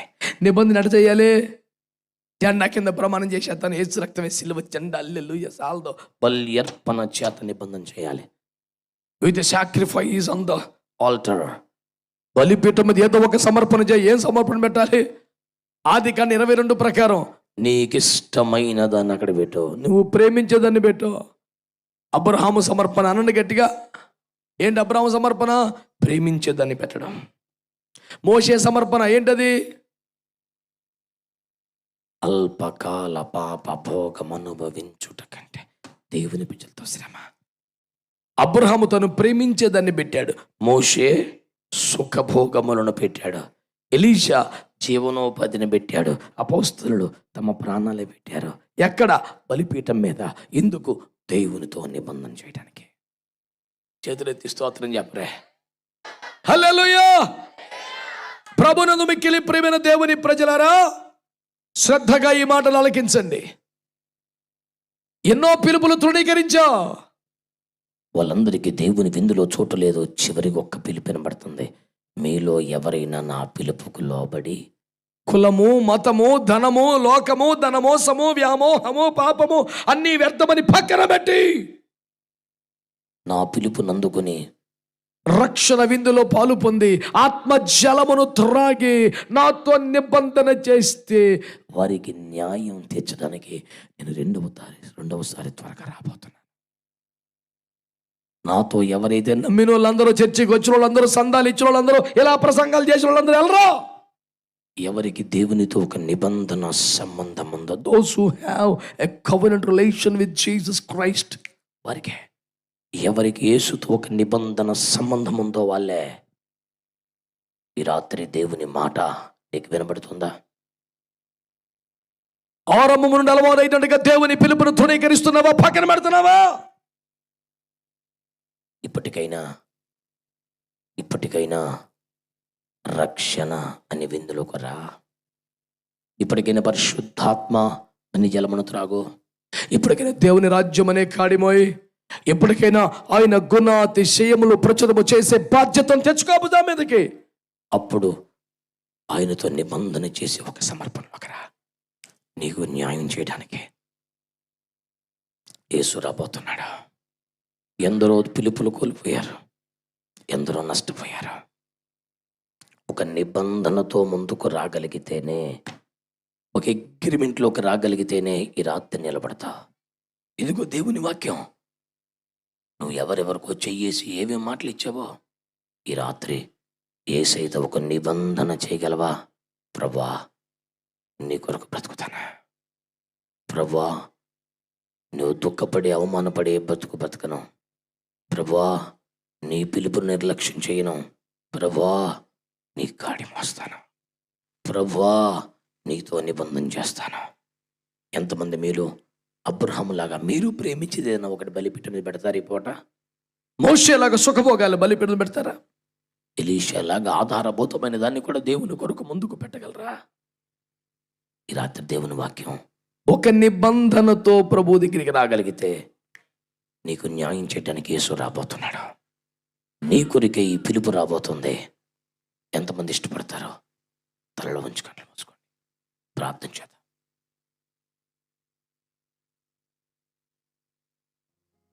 అవకాశం, ఆరోగ్యం ఉంటే మోకరించండి, లేదంటే కళ్ళు మూసుకోండి చాలు.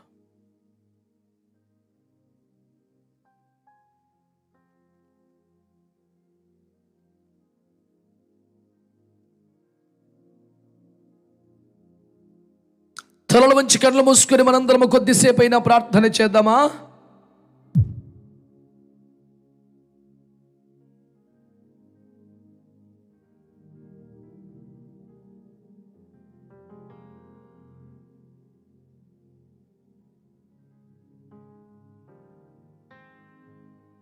కలిసి ఒక 5 నిమిషాలు ప్రార్థన చేసుకుందామండి. మనందరినీ ప్రభువు ప్రేమించి సంఘమును ప్రేరేపించి ఎందరో పరిశుద్ధులను దైవములను సమకూర్చి సర్వ సృష్టికి దేవుని పిలుపు ఏమిటో ఈ రాత్రి మరొకసారి తేటగా వినిపింపజేశాడు. మరొక 5 నిమిషాల్లో సభ ముగించబడుతుంది. మనం వెళ్ళిపోతాం. వెళ్ళకముందు ఆయనతో నిబంధన చేసుకున్న వారు మైకదులుదాం. మైక నుంచి అందరూ కళ్ళు మూసుకున్నారు సరే, కానీ ఎవరు నోరు తెరిచి ప్రార్థన చేయదేమిటి? ఇదేమి ఏకాంత ప్రార్థన సమయం కాదు. మనం సభగా సంఘంగా కలుసుకుందాం, కలిసి ప్రార్థన చేద్దాం. కొంచెం స్వరం ఎత్తండి గట్టిగా. ఇంకా ఇంకా చాలా మంది బిడ్డలు ఉన్నారు కదా, ఇంతమంది జనం. అయ్యో, స్వరమెత్తి ప్రార్థన చేద్దాం. ఆయన విందుకు రమ్మని పిలిస్తే రాలేదట. డబ్బులు అడగలేదే, కులం మతం అడగలేదే. రక్షణ, స్వస్థత, సమాధానం, పరలోకముతో సంధి చేయబడుట. ఇన్ని పదార్థాలు వడ్డించబడుతుంటే ఉచితముగా ఆనందముగా ఆస్వాదించమంటే రావట్లేదంట. అదిగో ఇంకా మౌనంగానే ఉన్నారు. ప్రార్థన చేయండి. రక్షణ అనే విందులోనికి రాకుండా నువ్వు ఉండిపోతున్నావా బిడ్డా? ఇంకా బాప్తిసం పొందలేదా? ఇంకా రక్షణలోకి రాలేదా? ఇంకా విందులో పాలు పొందలేదా? ఎవరి కోసం, ఎందుకోసం వాయిదా వేస్తున్నావు? ఎందుకు వెనకబడిపోతున్నావు? రేపు నీది కాదు కదా. ఈ రాత్రే ప్రభు రాకడ వస్తే ఇక్కడికి ఎక్కిరమని పిలిస్తే నీ పరిస్థితి ఏంటి? నాకు నువ్వంటే ఇష్టం ప్రభువా, చర్చికి వెళ్ళాను ప్రభువా, కానుకలు వేశాను ప్రభువా అనే మాటలు పనికిరానివి కదా, విలువలేనివి కదా. ఇదిగో దేవుడు మాట్లాడుతున్నాడు. ఎప్పటికైనా సర్వలోకము కొరకు పర్వతం మీద యేసు పొదగొర్రె పిల్లగా తండ్రి సిద్ధపరిచిన విందులోనికి రా. ఆ భోజనం చేయి, రక్షణ పొందుకో. రెండవది పరిశుద్ధాత్మ జలమును త్రాగు. మూడవది ఆయన రాజ్యపు కాడిని మోయి. నాలుగవది ఆయన గుణాతిశయములను ప్రచురము చేయి. ఇలా ఏ పిలుపుకు లోబడకుండా చాలా మంది వంకలు సాకులు చెప్పారంట. నీవైతే అందులోనికి రావటమే కాకుండా నీ కోసం జీవిస్తాను ప్రభువా, నీ బిడ్డగా జీవిస్తాను ప్రభువా, నిన్ను ప్రేమిస్తాను ప్రభువా, నీ సాక్షిగా బ్రతుకుతాను ప్రభువా, నీ రాకడ కొరకు సిద్ధపడతాను ప్రభువా అని బల్ ఏర్పడుతో దేవునితో నిబంధన చేసిన వ్యక్తివైతే నీకు న్యాయం చేయడానికి, నీ కష్టానికి, నీ భక్తికి, నీ ప్రార్థనకి, నీ సమర్పణకి, నీ సాక్ష్యానికి న్యాయము చేయడానికి దేవుడు రాబోతున్నాడు. బలి అర్పణ చేత ఆయనతో నిబంధన చేసిన వారికి, బిడ్డా, తమ్ముడు, అన్నయ్య, నీకు దేవునితో నిబంధన ఉందా? అనగా ఒక అగ్రిమెంట్ చేసావా, ప్రమాణం చేసావా, మాట ఇచ్చావా? అబ్రహాము నాకు కొడుకు కంటే అన్ని బంధాల కంటే నీవే ముఖ్యమని తాను ప్రేమించే దాన్ని బలిపీఠం మీద పెట్టి మరీ ప్రమాణం చేశాడు. మోషే సుఖభోగాలు బలిపీఠం మీద పెట్టాడు. అపోస్తులు తమ ప్రాణాలే బలిపీఠం మీద పెట్టారు. ఈ విధముగా బలి అర్పణ చేతనే ఆయనతో నిబంధన చేయాలి. పరిశుద్ధమైనవి, శ్రేష్టమైనవి, మంచివే బలిపీఠం మీద పెట్టారు కదా. నువ్వు ఒక బలహీనతను విడిచిపెట్టడానికి ఎందుకు ఆలోచిస్తున్నావు? ఒక అక్రమ సంబంధాన్ని, ఒక పాపిష్టి స్నేహాన్ని, ఒక అనవసరమైనటువంటి సాన్నిహిత్యాన్ని ఎందుకు వదులుకో? ప్రభు కోసం, పరలోకం కోసం. ఆ స్నేహం, అపవిత్రత, బంధువు నిన్ను నరకానికి తీసుకెళ్లే ప్రమాదం ఉంది. ప్రియ సహోదరి, సహోదరుడు, వదిలాయి లేనిపోని పాపిష్టి బంధాలను, అక్రమ విషయాలను.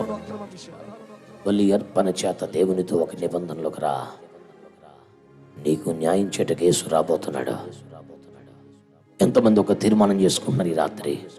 అలవాటుగా పొలమని చేతులు ఎత్తేయడం నా ఉద్దేశం కాదు. ఆలోచించు, ఒక తీర్మానం చేయి.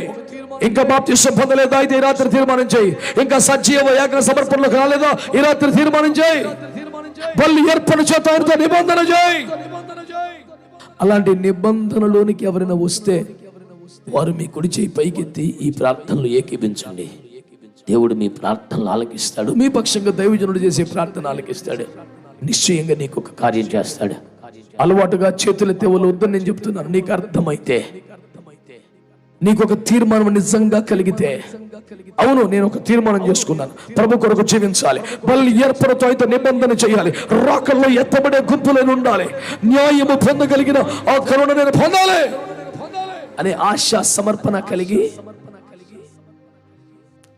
నీ ఒక నిబంధన చేస్తే దేవునికి, అలాంటి వారు మాత్రమే మీ కుడి చేయి పైకెత్తి తీర్మానం చేయండి. ఇదిగో మీ కొరకు చేయబడుతున్న ప్రార్థనలు ఏకీవించండి. దేవుడు మీ తీర్మానాన్ని స్థిరపరచునుగాక. దేవుడి సంకల్పంలో స్థిరపరచునుగాక. అంతవరకు నిలుచు నిత్య నిర్ణయముగా దేవుడు దీన్ని కాపాడునుగాక. తన మహిమ గల రాకడకు ఆయత్తబడుటకై దేవుడు బలపరచును గనుక నీతో నిబంధన చేసినటువంటి అనుభవంలో నీకు న్యాయము తీర్చుటకు సమీపముగా దేవుడు త్వరలో వచ్చునుగాక. తన రాకడలో నిన్ను జ్ఞాపకము చేసుకుని నీకు న్యాయము చేయునుగాక. తీర్మానము కలిగి చేతులెత్తిన వారి కొరకు ప్రార్థన.